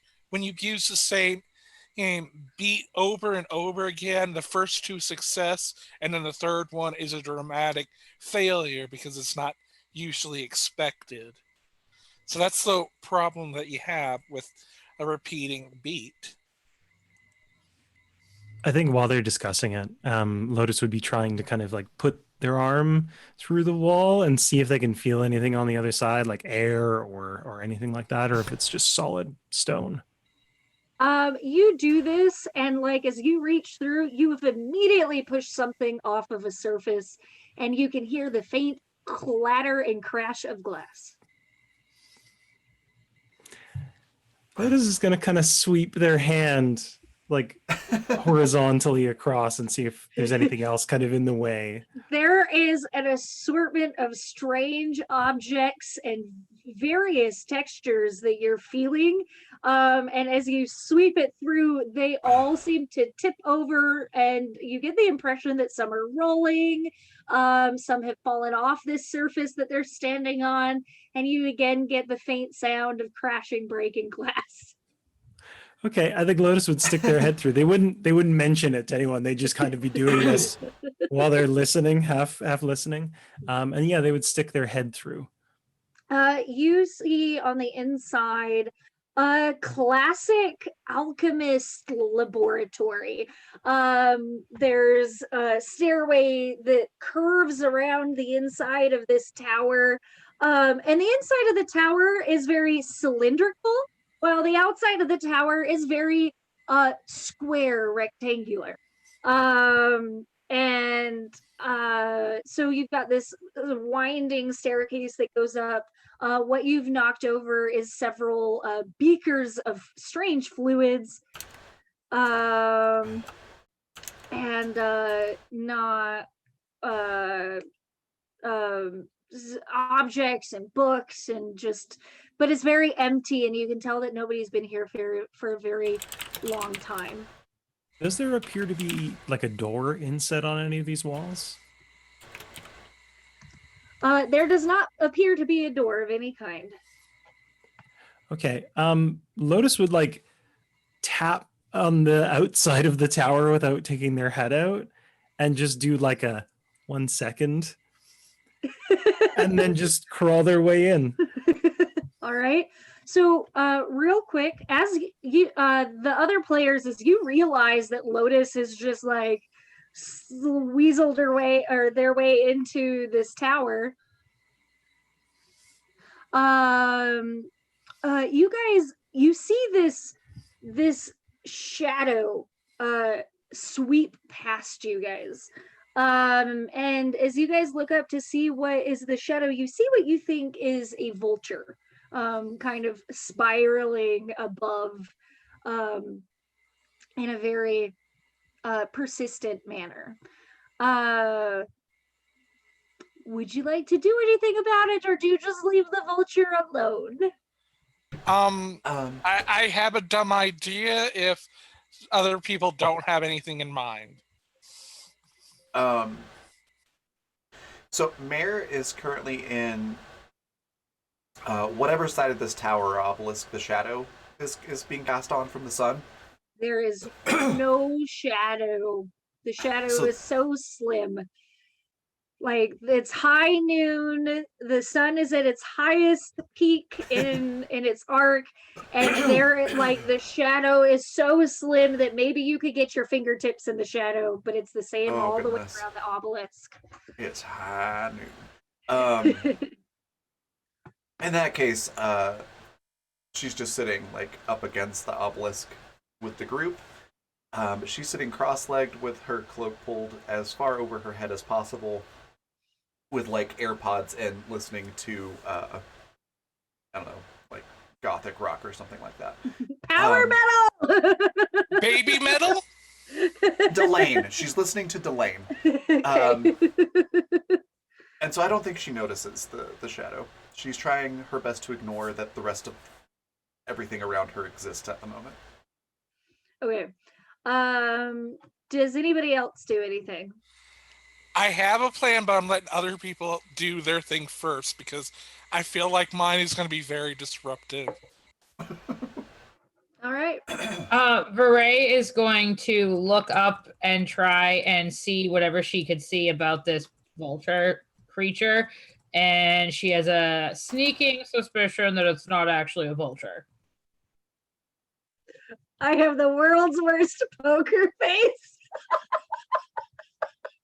Something might, I don't know, maybe the fact that, like, this is, you know, a tabletop RPG, something makes me feel like perhaps this may not be a vulture. So she's going to, like, flip through her, like, book, and kind of like look up at it and like flip through a couple more pages and like turn the book and see like what she can see. Would that be investigative mystery? It is, but unfortunately is still so far away that you cannot make anything out of it. So Okay. I won't need you to roll yet. All right. Penny. What's Here's the the dumb idea: is that they are roughly going to draw in the sand like the actual like little thing, the vulture on the top, and then is going to draw themselves like falling towards it, and then they're going to do a magic roll to just jump in on the drawing so that they'll fall on top of the vulture. Okay. So again, working on the world of forms. So would that be another weird roll, or do you want Yes. something else? Nope. Weird is most certainly a weird roll.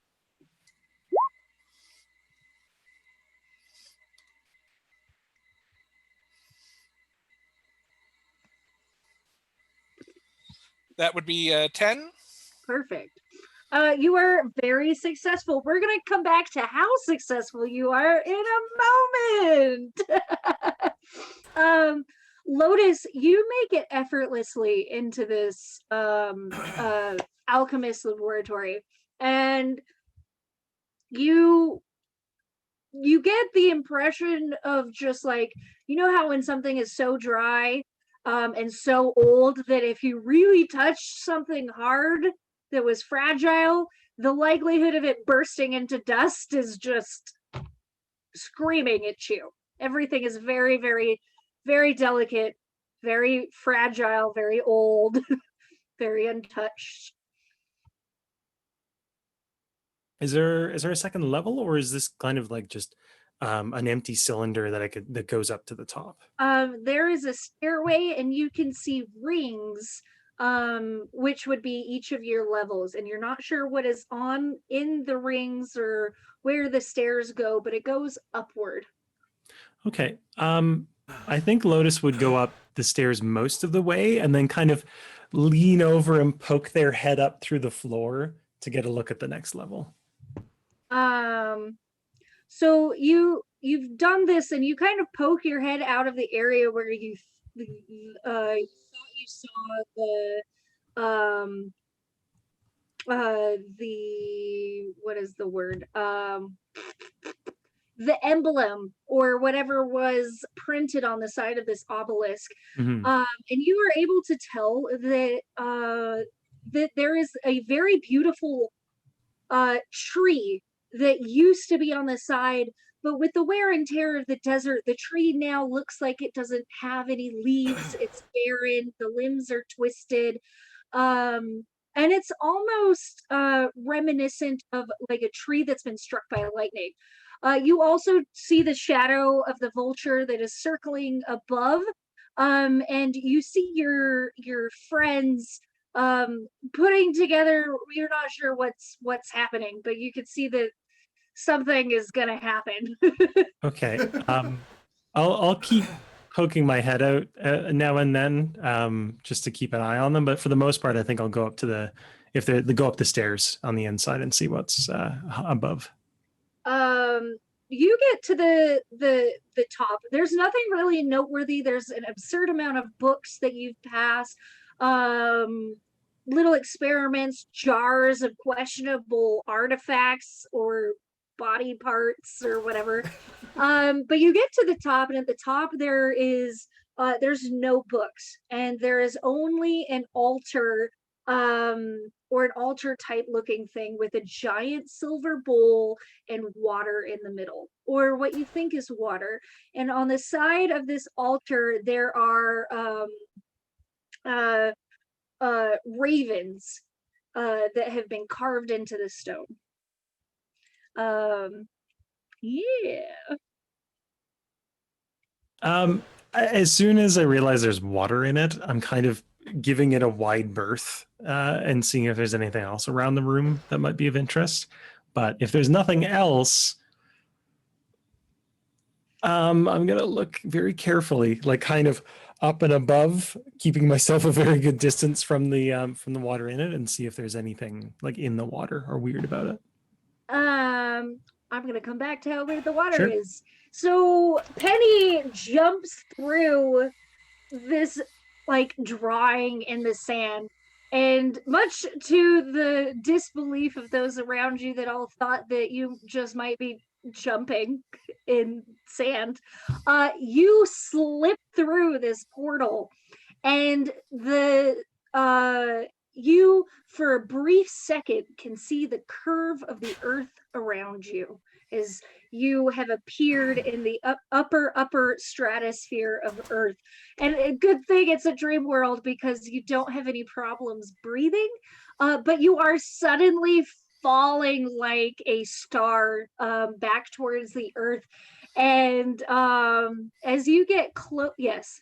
It's like was just like right above the rate, like the vulture. Oh, okay. Like it. I think you went a little too far, but My bad. I mean, you can still see the curve of the earth, but maybe not like that high. But so the moment you jump down, you're already falling. And you come in contact with the creature that has been circling you and watching you, and you realize that this is not a vulture at all, but a being with many, many, many, many wings and many arms and many faces. And this creature turns around right at the last second and grabs you as gently as a good friend or a lover might embrace you. sorry to bother you, but we may have to make a deal with you to gain resources, and I figured it'd be best not to waste your time. The it's not really a person. Think like Christian Revelation seraphim style of like crazy wild, doesn't make any sense, multi-winged person creature, and in a voice that sounds like multiple pages turning in a book all at once or in a library. This creature just says very gently, I don't make deals, but I can help you. I can help all of you, it says in the sweetest, softest voice.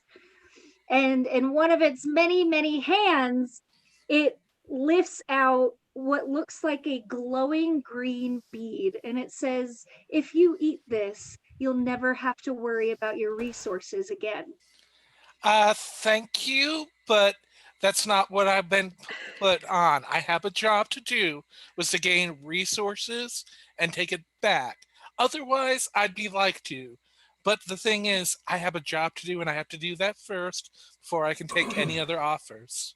Well, you could take me to where those resources are needed, and I could offer relief to everybody else. Yeah, but that would mean I would fail my job, and I need to get those resources, unfortunately. I'd like to help you, but I can't. I got a job to do. I don't need help. I'm helping you. Again, I need to get the resources. I figured they're at the City of Vices. That's where I needed to go to gain resources. So Just expecting this thing to go, what is it you truly desire? So this creature's gentle embrace wraps more tightly around you. And its voice becomes more persistent and it says, well, don't you want a break? Don't you need a break just for a moment? Wouldn't it be so nice not to have to worry about anybody else but yourself? And like, but clearly the desperation of this thing wrapping its arms around you, the tone has changed. Because the thing is that if they were actually human, I'm guessing that would work, but I'm guessing because they have more of a reptilian kind of like skin, instead of it just being a straight embrace like they intend, that it ends up with like Penny just slipping out, unfortunately. They are holding on to you with multiple arms, so I'm going to have you roll whatever you think would be applicable in this moment to slip out. Because again, it's just the weird body. I would think maybe weird, but I'm good with if you would rather have charm or tough instead. You can go with weird. I would allow that.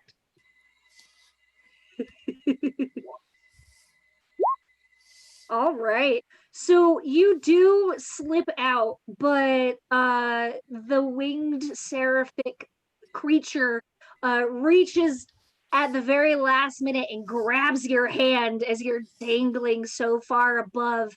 And it says, "This is my final offer. I can save you. I can save you from this hell. You can save yourself." One, I'd like to, but I can't. I have a job to do. Otherwise, I'd be for it. But I have to do my job first. And I understand if you gotta drop me into hell, that's what you gotta do. You gotta do your job too. And the creature lets go of you. And it says, "I'll be back." And Have a good continues. one. It's circling above. You are now plummeting to Earth. I think it'd be a good chance for other people to have a turn before I do something else. So you guys have all seen this altercation. The flight of the vulture above you is still so far away. You're not sure what happened, but you could tell that something came in contact with it, and then it dropped something. And I feel like it'd be pretty obvious to assume that that's likely Penny, who is now falling to potentially her dream death. So, I think Mare at this point has still been completely oblivious because she's trying to ignore that everything exists until Lotus gets back. Might pull out an earpod and be like, "Any update? Wait, where's Penny?" Veray is hears Mare, but like is in that ADHD hyper focus mode. And she like digs through her bag of her rocks, and she takes one of her writing implements out of her hair, and like without even really like skipping a beat, she's got like a blank stone on in her hand, and she's going to actually prick the end of the writing implement like into her hand, and she's going to scrawl, and I looked it up because I'm super cool. She's going to scrawl the Greek for safe passage onto a stone, and on the back she's going to do the symbol for Penny, and she's gonna try and like figure out like a roughly where Penny's probably gonna drop. She's gonna kind of look under it, like in the cartoon, like the fireman trying to catch like Mickey burning on the building, and she's going to like plop it in the sand and like start like murmuring a kind of murmuring like the safe passage over and over again, safe passage over and over again. Okay, I'm going to kind of like the offering. I'm going to need you to roll either sharp or weird for this one. I feel in this case either would be applicable, just to see how well it goes. Mare is looking at Beret like they've lost their mind now. Just like, what is going on?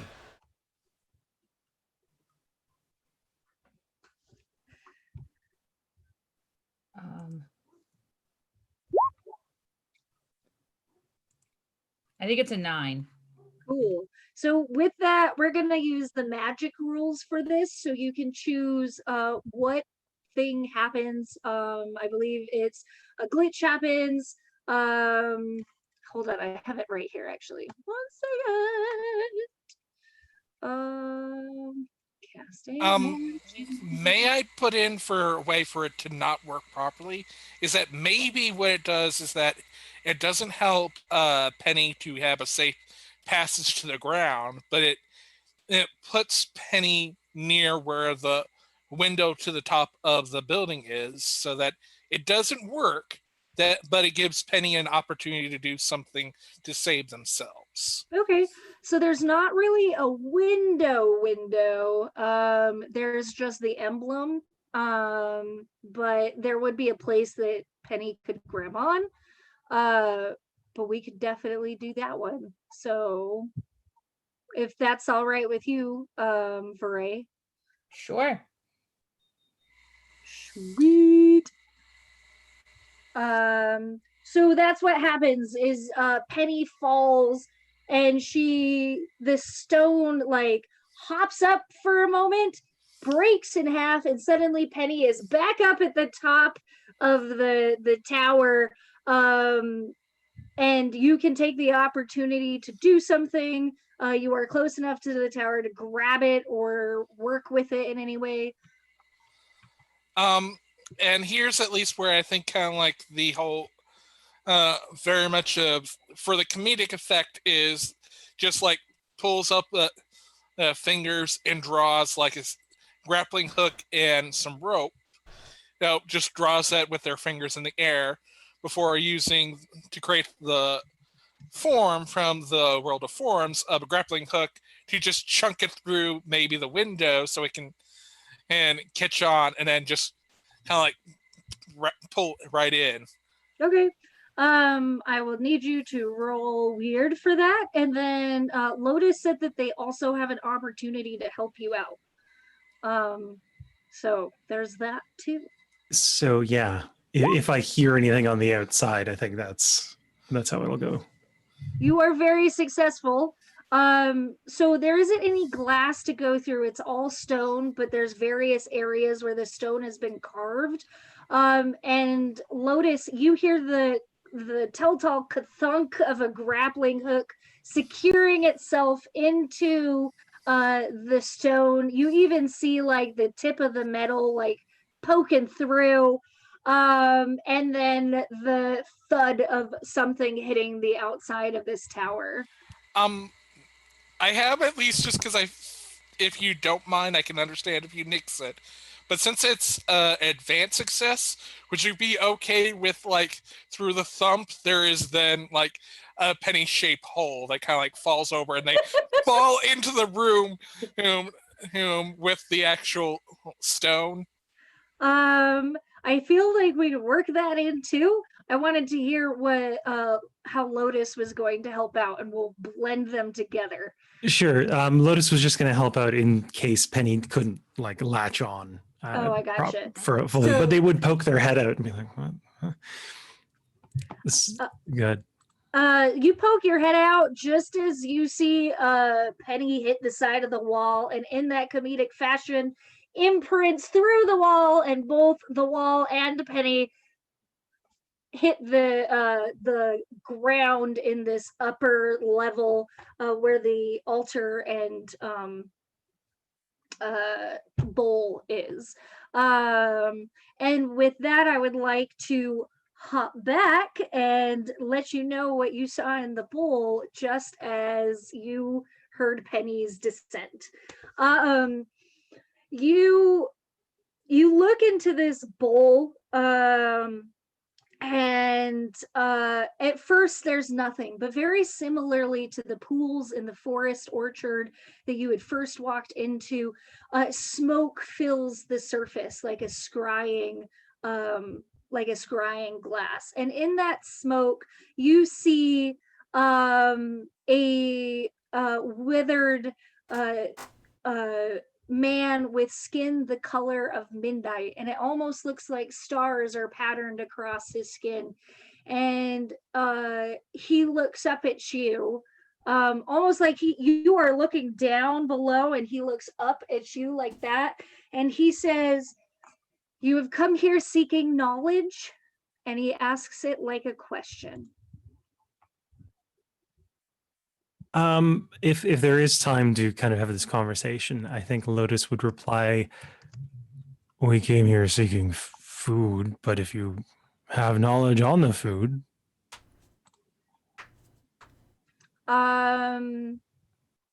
I have knowledge about the food that perhaps you may or may not want to know. I have knowledge of how to defeat the darkness that you are running from. I have knowledge of, there's one other thing. Hold on, what was it? And I have knowledge of how your people will survive this. And how in this world they will overcome it. But like all things, knowledge comes with a price. Are you willing to pay that price? Just don't tell me the end. I mean, the end is ever changing, as all future is. That's lazy writing. Sorry, I couldn't think of the better thing to do. That's just how they would respond. That's not me calling you out. It's lovely. But yeah, they would acknowledge, like, I don't think they'd even ask what the price was, because they're so used to these kinds of things in the dream realm that they're like, yeah, price, of course. This is about the time that you do get the Penny joining you. And do you return back to the pool? Once I make sure that Penny's okay, because she just came through the whole wall, like. You get a big thumbs up from them, but that's in comedic fashion of like that's the only thing they can move at the moment. Okay, they'll be fine. A thumbs up is usually alive, so yeah, I would return to the pool and just kind of like keep them in my sights. So you get back to the pool, and this person with the midnight skin reaches up out of the pool water, almost like there was no barrier of water between between you and this person, and they gently take your face in their hands, and you don't feel the pain of it, but in one swift motion they pluck one of your eyes out.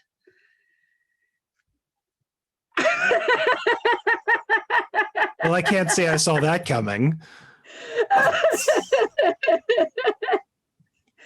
And in that moment that your eye has been plucked out, you are transported to a place of absolute darkness. And in that darkness, oh, hold on, I apparently have to plug my computer in. But in this place of darkness, you see a pulsing light, and the light comes, like, you don't even have to walk to it, the light comes closer and closer to you, and you see a purple gem just sitting in the air. I'm gonna plug my computer back in real quick, but you need to decide what to do with that gem. Give me a second. I think the way Lotus's head is going, having just, surreptitiously lost an eyebrow or an eyeball, does the gem look roughly eyeball sized? The gem is a little bit larger than eyeball size. It's about the size of your palm. Like a standard quartz crystal, pretty honk and shonk, but you could hold it. I think Lotus would try to put it into the empty socket, given that they are kind of half dream, half real world. They think maybe it'll fit. The moment that you take the stone in your hand, the darkness whooshes away from you, and you put the crystal into your missing eye, or eye socket, and I'm going to try and describe this in a way that doesn't like squeegee me out. But for a moment, you feel like a warmth in that area, and almost like what you would imagine a plant growing, like it's not growing into, but you feel like a plant sprouting. And you can blink, and suddenly the crystal is your eye, and if you close one eye, you can see through it in an altered perception. And you can see that the darkness is these twisting tails, and these blinking eyes and snapping mouths. And but the more you look at this darkness, the more it recedes, and you are again standing in that room. I think Lotus would kind of look over at Penny and just do like a wink with their remaining eye. The crystal does appear in your eye when you come back to this Okay. room, by the way. I'm guessing kind of like as you enter in, like Penny with the regular hand, like tries to peel off like their face off the brick, and it kind of looks like very flap and what style, and then has to bring their thumb and go back up and just like shake out and let's go. I love it. That Penny is a Looney Tunes character. It's amazing. Love it too. Let's go back to Veray and Mare. So Mare at this point has pulled both AirPods out of her ear and put them back wherever it is they go, and just looks at Veray and is just like, I ignore you all for 2 minutes. That's it. And what is going on? Veray is going to turn and look at Mare as if she maybe wants to say something that is maybe unkind, but like on it. Like, when you're like, you got put on the team at work and the project's almost done and it's just not worth it to talk to, Francis about the close talking problem. You know what I mean? It's just not worth it at this moment. And she's going to look up at where Penny went in and say, I need to get up there. And going to see about where, if there's like a climb or like some way that she can like get herself up there, because she's concerned that her compatriots are in danger. So quick question. Didn't you say before that flying is possible in the dream world? Yes, it is possible. Can I fly up there? If you roll your magic for me. Okay.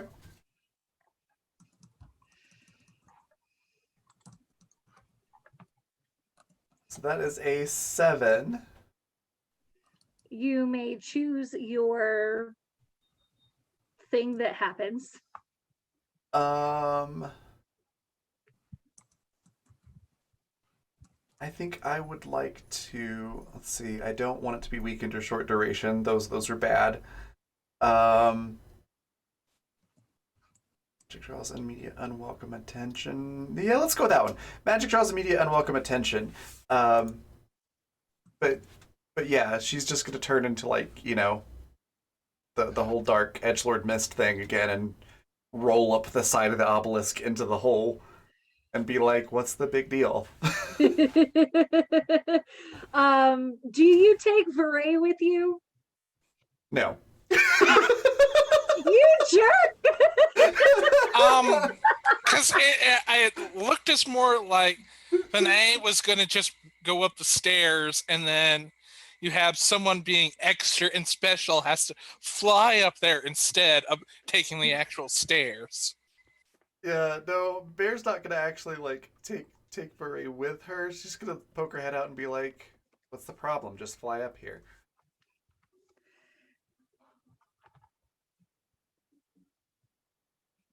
Beret is gonna sigh, and because while I'm sure Veray, the character, is 100% sure whether or not she has the ability to fly, Jennifer, the player, is somewhat confused as to whether or not she has the ability to fly from either a narrative perspective or a technical one. So, I will allow you to find something in your books that will allow you to fly, or you can attempt to harness dream magic and roll weird. Okay. So she is going to flip through her book, and she is going to find a reference to Hermes, and she is going to, on one of her, like, she's going to dig through more of her little like things that she's got, and she's going to look at it, and it's like, you know, like a very generous understanding of Hermes, but it's like what she's got.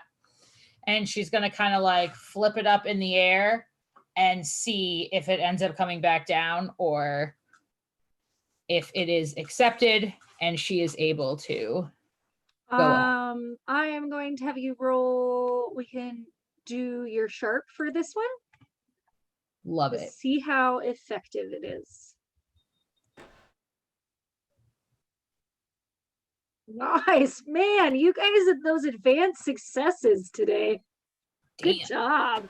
All right. So you're very successful, and you have no concern that anything wrong could even happen. And now you're like, yeah, I feel very confident I can fly. She's burned a lot of social capital today. Burning a lot of social capital. Should we cheese it? Because I don't know. Because there's a bird that's want to do the whole bad exchange and not actually help us find any resources. Is that in character? Yes.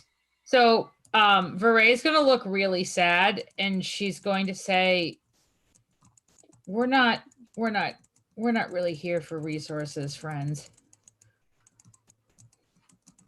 She's gonna say, like, there's like 3 or 4 stories of people having brought stuff back from here, and that's it.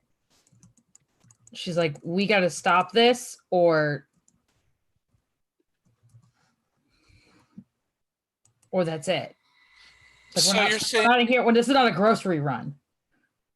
so you're saying we gotta fight that godlike flying thing then? Oh, what do you mean godlike flying thing? And she's gonna look kind of like, Well, I don't know about you all, but I think a creature that has lots of wings, lots of arms, lots of faces and eyes, that's tends to describe like one of those like high angel, god, demons, whatever, with a lot of power, that's very so I imagine Seraphim. while Penny is talking, Veray has, like, in a very sort of like ADHD fashion, looked behind Penny to be sort of distracted by everything else in the room, and her eyes settle onto Lotus and they get real big, and she's like, she kind of puts up the finger as Penny is talking because like another shiny object has entered her frame. And she's gonna like as just like walk by it, but keep the one finger like up as she moves so that it's still like to Penny, and be like, what happened to you? I bought some stuff.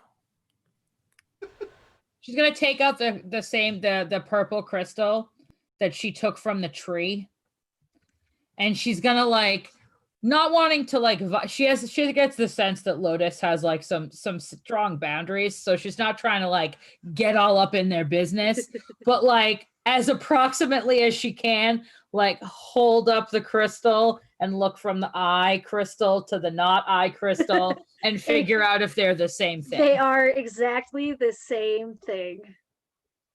I think Mayor's going to take this opportunity to do a little meditating. I'm going to use the Destiny's Plaything move, since we're not almost out of time, but we're getting there. We're nearing it. So I'm going to do that. So it's a weird roll. On a 10 plus, the keeper will reveal a useful detail about the coming mystery. On a 7 to 9, you get a vague hint about it, and on a miss, something bad is going to happen to you. Okay. That is a 5, so I'm going to use that d6 if everybody's okay with that.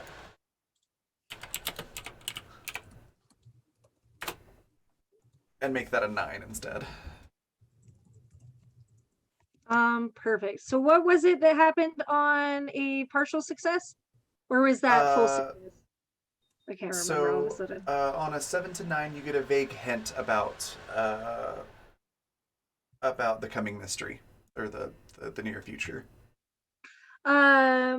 So you get these gemstones that you've seen Voray and in Lotus's eyes. They almost hang, like when you look at a bright light and you close your eyes and you can see the imprint of them behind your eyes.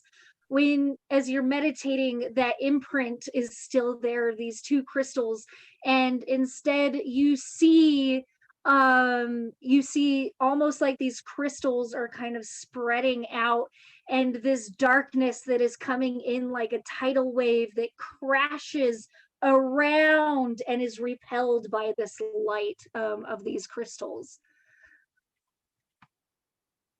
And then you come back to where you are, and it's like no time has changed. So this may sound obvious, but those crystals are important. We should probably get more of those and take them back. Well, that's good, because, Yeah, that's nice eye accessory. The thing is that Lotus paid for theirs. So I'm worrying as if we'd grab any that we haven't paid for. I got mine from the tree in that first place where we were. Yes, and the tree took a sacrifice. But did you pay anything for it?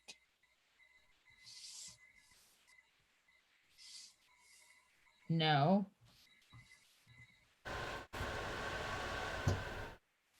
And she just sort of is like, kind of like, so now what? Usually if you take something from this airplane, world, dimension, whatever, without paying the price is on you, when they feel like taking it. Mary just slowly pulls her hand up and puts her index finger on the tip of her nose.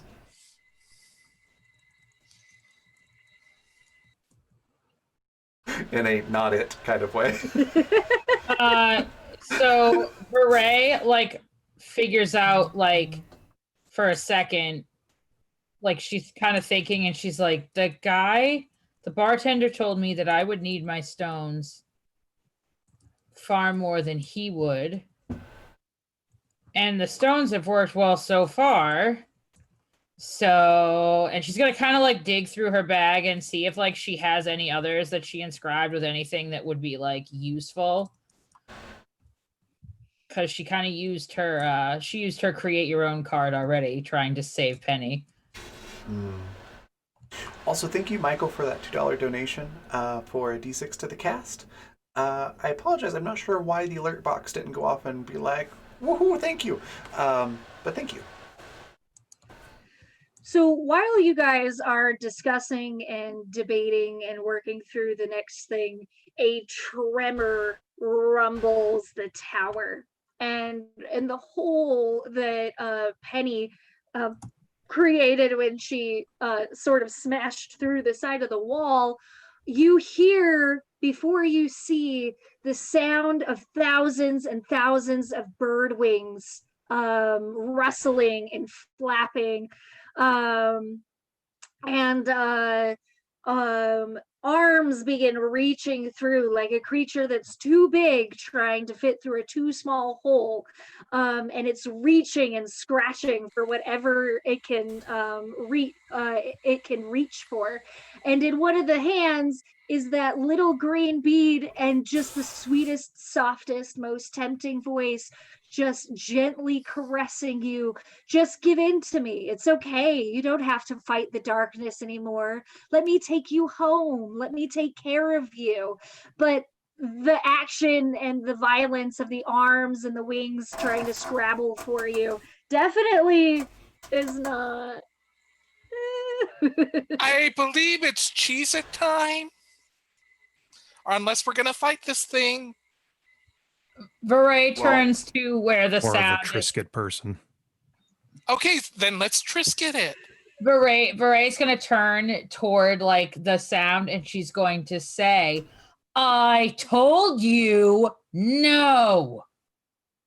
The stone that you have in your hand glows with a vibrant light that almost looks like it would be searing, and as you shout no, that light pulses, and for just a moment the angelic seraphic creature is pushed away from the opening of the hole in the tower.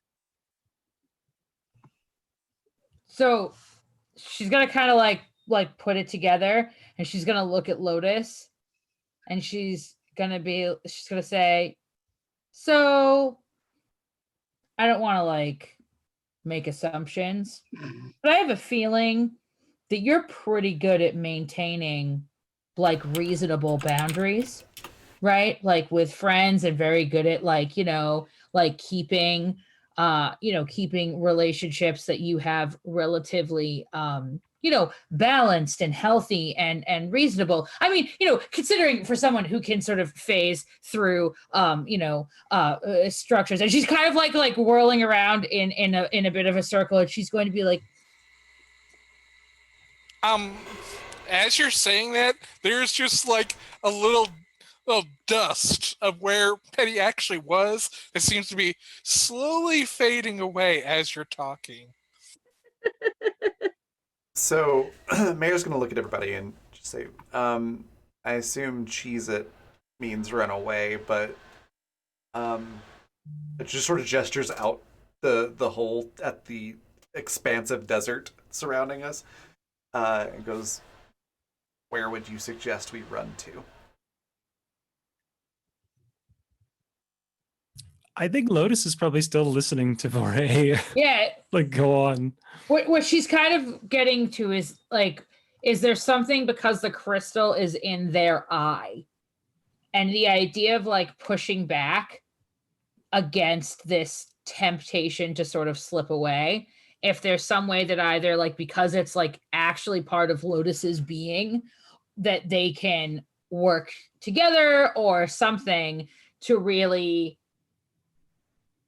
banish this thing for forever ever. Would Lotus have any concept of that? Is there anything I can roll on that? Between the two of you discussing this, it dawns on you that you think you know who it is that is pursuing you with its temptation of sweet relief and release from this world. And the implication that it is likely Azrael who is trying to grapple and claw for your life. Um, and that Azrael is just as persistent as Medusa is, or any of the big, terrible, terrible things that live in our minds. And you cannot permanently make Azrael go away, but you can dispel it for a time. Power of friendship. Sorry. Sure. You said it was holding a bean in its hand, right? Yes. And it keeps offering it to you. To anybody that'll look at it. It's Does like, it look "Please, different take it." through the crystal? It doesn't. It glows brighter. And it gives you, like, when you're looking at it just through the crystal, it gives you a interesting feeling of finality. If you were to take this, that would be it.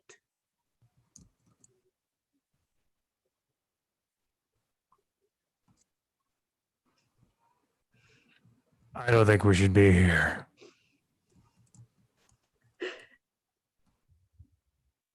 Michael, it looks like you've got something to say.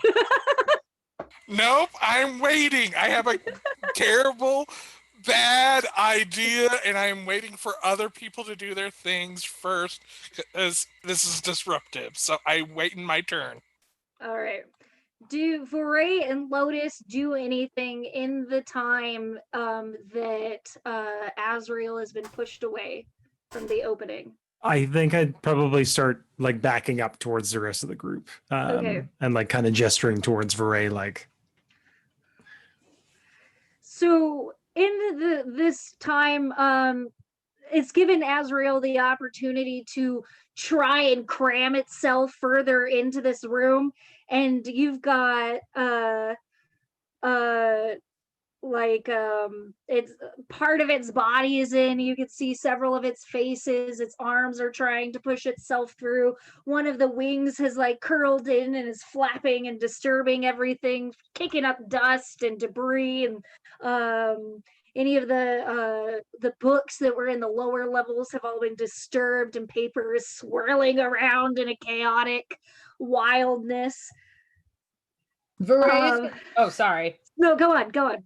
Beray's gonna hold her crystal and kind of like make eyes at Lotus, being like, well, I'm 1,000% out of ideas, so this is what I'm going with.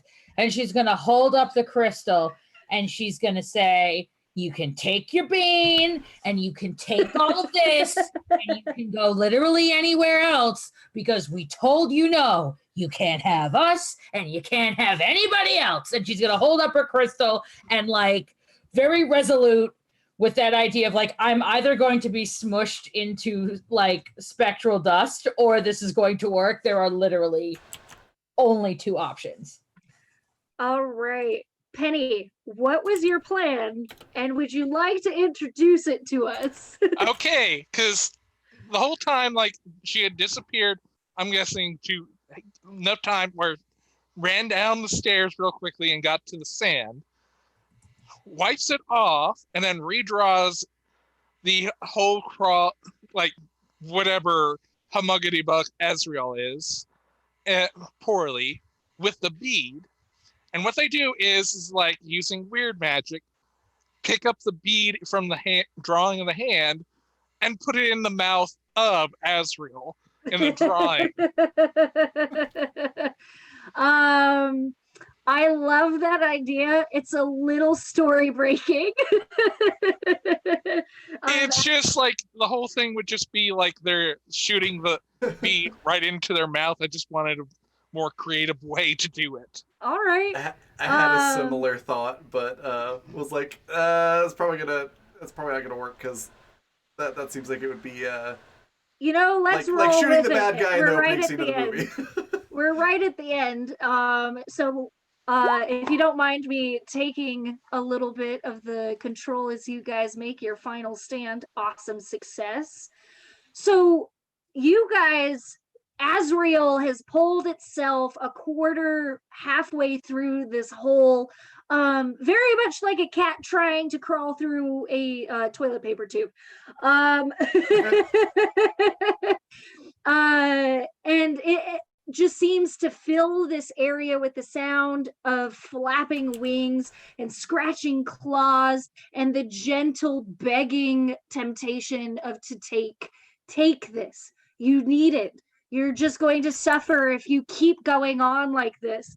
And Vore and Lotus make their stand, and with the charge of Vore's speech, both the gems light up, and Azrael begins to screech and shrink enough that it can slip back out of the hole, wherein Penny has drawn her magic in the sand. And for just a brief moment, that bead hovers in the air. The small portal opens up right in front of one of Azrael's mouths, and Penny drops that through the portal so it goes right into one of these screaming maws. And for just a moment, there's a hiccup, and Azrael chokes. And in a fit of feathers and screaming, it looks like it almost tears itself apart. And pop. Azrael is on, like, as far as you can tell, because Azrael is insistent and cannot be killed. But for now, all that is left of what you've seen of Azrael is feathers falling to the sand. With this, as that pop happens, the tower and the sand begin to rumble and shake, and the sand begins to part, and the sand dunes are spilling in. The tower begins to fall forward, and there is just this massive void ahead of you. What do you do?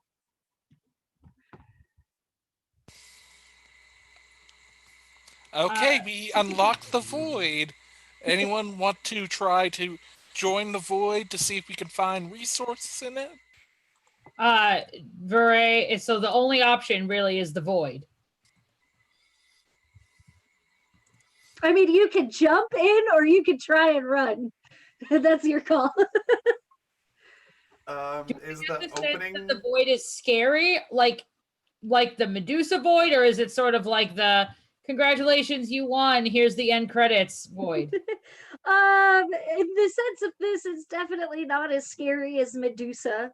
It just appears to be this darkness that is there, that is slowly swallowing up the sand in this location that you have all been in. So it's more of a void of an unknown rather than a like, oh yeah, that's the thing that we're supposed to avoid. Yes, that's what I mean. Okay, then yeah, Mare is going to fly into it, quoting some paraphrasing of Bane's speech from those Batman movies about being born in the darkness. Oh my god. You were merely raised in the void. I was born in it. Yeah. Exactly. I love it. Yeah. So I think that'll be it for Mayor. Yeah. Beret is gonna sigh, look back at Lotus and Penny and say, "Thanks for playing along, friends." And she's gonna take a dive in, flipping one last rock and leaving a rock like next to the scrying pool or whatever's left. Just like leaving one rock behind. Cool. And go on. And I think Lotus would probably just kind of just do a little hop, just a little like hop and dive straight, like nose down into it. Kind of like off of a high dive. I love it. That's amazing. And Penny? Penny places 2 pennies. He's down on the ground. And before kind of like just doing kind of like a big cannonball forward and says, "All the dreams you've ever had and not just the good ones. I love it. Oh my god. So this darkness greets you like an old friend, the kind that is comforting but absolutely unsure. And you are all suspended in darkness. But you do go forward with the tools to chase away the darkness that persists at the city. And you are given almost like a video game, each of you individually, you're no longer together, a video game screen that says in one neon sign, it says be a hero, and in the other neon sign it says return to city.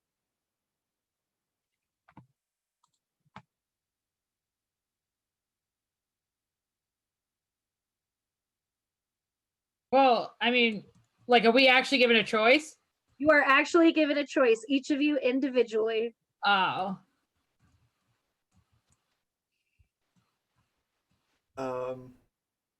Do our characters have a more of a contextual understanding of what this means than we do? I'm not sure what the difference is.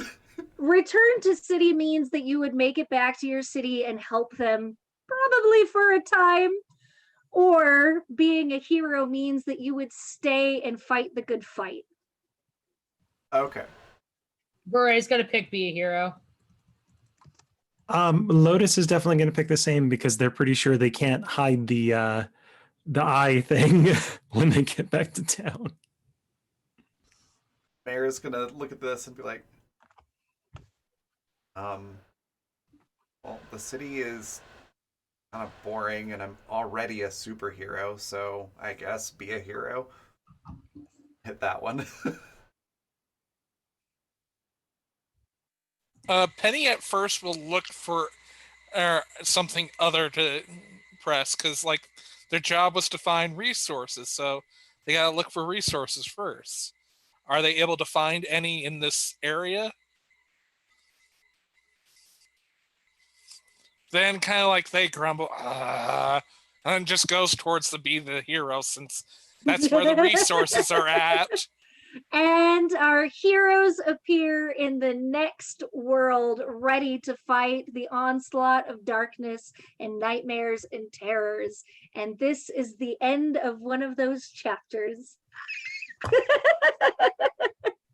guys did so good! That was and that's amazing. it. That's the end of the game. I'm so glad you liked it. That was so much fun. And yeah, we've got a great raid cry, which is, well, I didn't see that coming. So feel free to copy that out of chat. Before we go on a raid, though, first of all, definitely go check out the Kickstarter for the comic. That is also there in chat. Because, yeah, this whole thing's really cool. And then, yeah, we're going to do talk about what our favorite part was, where you can find all these awesome people on the internet, and then we'll go on our raid. So yes, let's start with you. What was your favorite part of the session today? Where can we find you online? And anything else you'd like to share? You know what? I'm a sap because my favorite part is being able to share this incredible world with you guys, and how absolutely excited you were to play in this and creating your characters, and just the conversations that we had beforehand. I really loved Michael Wayne's character for what a Looney Tune she is. Lotus for being such a wild, strange, reserved kind of character. For Veray, just being Johnny on the spot with all of that lore. And for Raven's sass, oh my god! Mayor was a delight, an edgelord that even my tiny teenager heart would have loved to pieces. And I appreciate all of that. You can find me next week on Wednesday for Exodus here on this channel. I'll be playing Bambi. And I run Neon Demons Friday mornings, or I guess Friday afternoons, depending on what time zone you're in. But yeah, that's me. Awesome. Michael, what was your favorite part? Where can we find you? And anything else you'd like to share? For like, because it's easier just to go by for each person. Like for Lotus, it was very much them going like, whatever. I'll take an eye for an eye. And like because I was very straightforward, and I get, yeah, that makes sense for the world. Uh, Venrus, which I'm sorry I keep mispronouncing. Like it's something like you also do in like Borderlands, of just like over her details is just so delightful every time, of just extra details of just like, yes, I could just say, hey, looks at them with a serious eye. But you give them about 10 extra descriptions to that one bit. It's something I always love and look forward to every time on Tales of Calamity with. Raven, actually, I enjoyed more of kind of like the fact that like my character did not like you because of just like you were actively making the world worse every time, and that's something me as a player loves, because also I did the same thing, I believe. But it's just like I love that kind of like back and forth with characters. Yeah. Penny was definitely like the Starfire to Mayor's Raven, to compare to like Teen Titans. Yeah. I'm Michael Wayne. You give me a clip, I'll give you a GIF. You can find me on Tuesdays for Tales of Calamity, where I play Amanda Starr, a yo-yo monk. And on Wednesdays, you can find me on Bardic Knox channel, where I play Billy Bliss. Yes, in Digimon Tabletop RPG, which use with my custom Digimon Aberrantmon. And remember, we're all in this together. I'm pulling for you. Awesome. And Jay, what was your favorite part? Where can we find you online? Anything else you'd like to share? Oh God, yeah. Again, I don't think there was a favorite part. I think the whole thing was kind of my favorite because despite other things that were happening in the background at my house, it was engaging the whole time. Like this is the second time I think Yaz has done because we did Monster of the Week like ages back, didn't we? Yeah. And not only do I love the system, but I love the way you run it. And I think that, like, especially with this world, everything about it feels open and inviting, but also there's so much danger hiding behind everything that you never feel like you're like, oh, whatever, I can just walk through this. You're like, oh, I lost an eye. Okay. Yeah, though I loved everyone's character interactions. I'm a little spacey today, so I wasn't quite all there. That's part of the reason I was a little more reserved. But I loved it. Every bit of it was like, it was worth. I would love to play this for more hours. Like, definitely.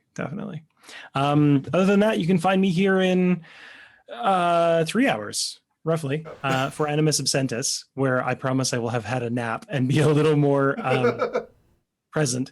But it's an amazing game where I get to play an idiot character. So come see that. Otherwise, you can catch me on my channel tomorrow at sometime 11 or 12 Mountain Time for more gaming. Yeah. Awesome. As someone who plays in a campaign, Monster of the Week campaign regularly with Yaz, I can say that yes, Yaz GM's Monster of the Week like a boss. You guys are so nice to good me. at it. And then next we've got Icy Historian. What was your favorite part? Where can we find you online? And anything else you'd like to share? Oh man, I have to echo everything that everyone has said. I think I also have to really echo what Jay just said far more eloquently than I'm going to be able to manage. I really like this world. It was fun. I also have to credit our fabulous DM for all of the world that is in this to create a tight 2-hour, 45-minute experience with the personalities that we all bring to the table is, I think, really great. I think it's a credit to the world that's been built that we were able to inhabit it in a way that felt very full and real with characters that felt very full and real.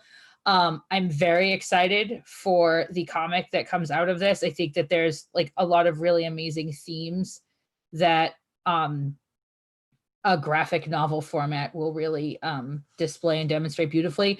I just really like, I have never been able to play with Jay, so that was really fun. I've watched Jay a lot in a lot of different things, so it's nice to be able, finally, it's like I've almost completed. I've never been able to play with Yaz before, so I'm sort of like completing. I feel like I'm getting like my Black Feather Guild badges. You've You almost know? got bingo. Like I'm gonna get a stash from my Black Feather Guild leveling up process, so that's been fun. And I just had a great time. In terms of where you can catch me, I'm here on Tuesdays for Hunters of Calamity 2, and anywhere else where anyone will have me. Awesome. And you can catch me on Twitter talking about role-playing games and, you know, things that I'm mad about. Yay. Oh goodness. My favorite parts. The whole thing was fantastic. I really, really do like this world. It's really, really interesting. And of course, as always, paints a fantastic word picture. So it's very easy to visualize all of it. I really enjoyed. So Mare, of course, is annoyed by it, but I really enjoyed Penny's cartoon antics. I am still curious about why Lotus hates water so much, and everything Lotus did was really fun to watch. Parade watching and recognizing that like ADHD fueled research trying to figure puzzles out. Like I know that mindset well, and it was really fun to see it portrayed in a character.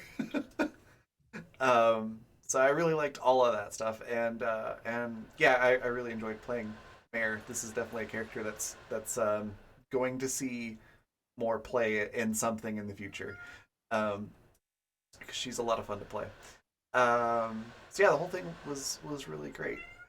Let's see where you can find me next. In yeah, a little under 3 hours, I'll be GMing Animus Absentus. It's at 6 p.m. Mountain, 8 p.m. Eastern tonight.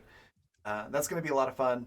Last week, the crew kind of came in on the aftermath of the entire like standard worker crew of a space station trying to form a union, and it turning into like a literal war against like workers versus suits in the space Oops, station. all comrades.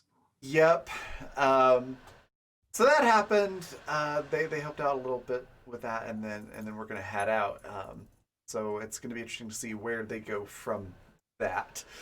I'm excited. That's where you can find me next, and I think that is the last game for me for this week. And then I'll be back again next week, Tuesday night, for Hunters of Calamity 2. And other things to share, check out my link tree right there in chat. Lots of stuff on there. Definitely check out the coffee shop link. I just added yesterday a Black Feather Guild emote sticker bundle. So 8 different emote stickers and I think 7 different emotes and the Black Feather Guild crest, and that all in one bundle that you can get all those all at once. It's pretty cool. And I think that is about it for stuff to share. So we're gonna go on a raid. We're gonna go raid Yuffie, who's played in some video game streams with us. She's just a delight, great variety streamer. Definitely give her a follow if you're not doing so already.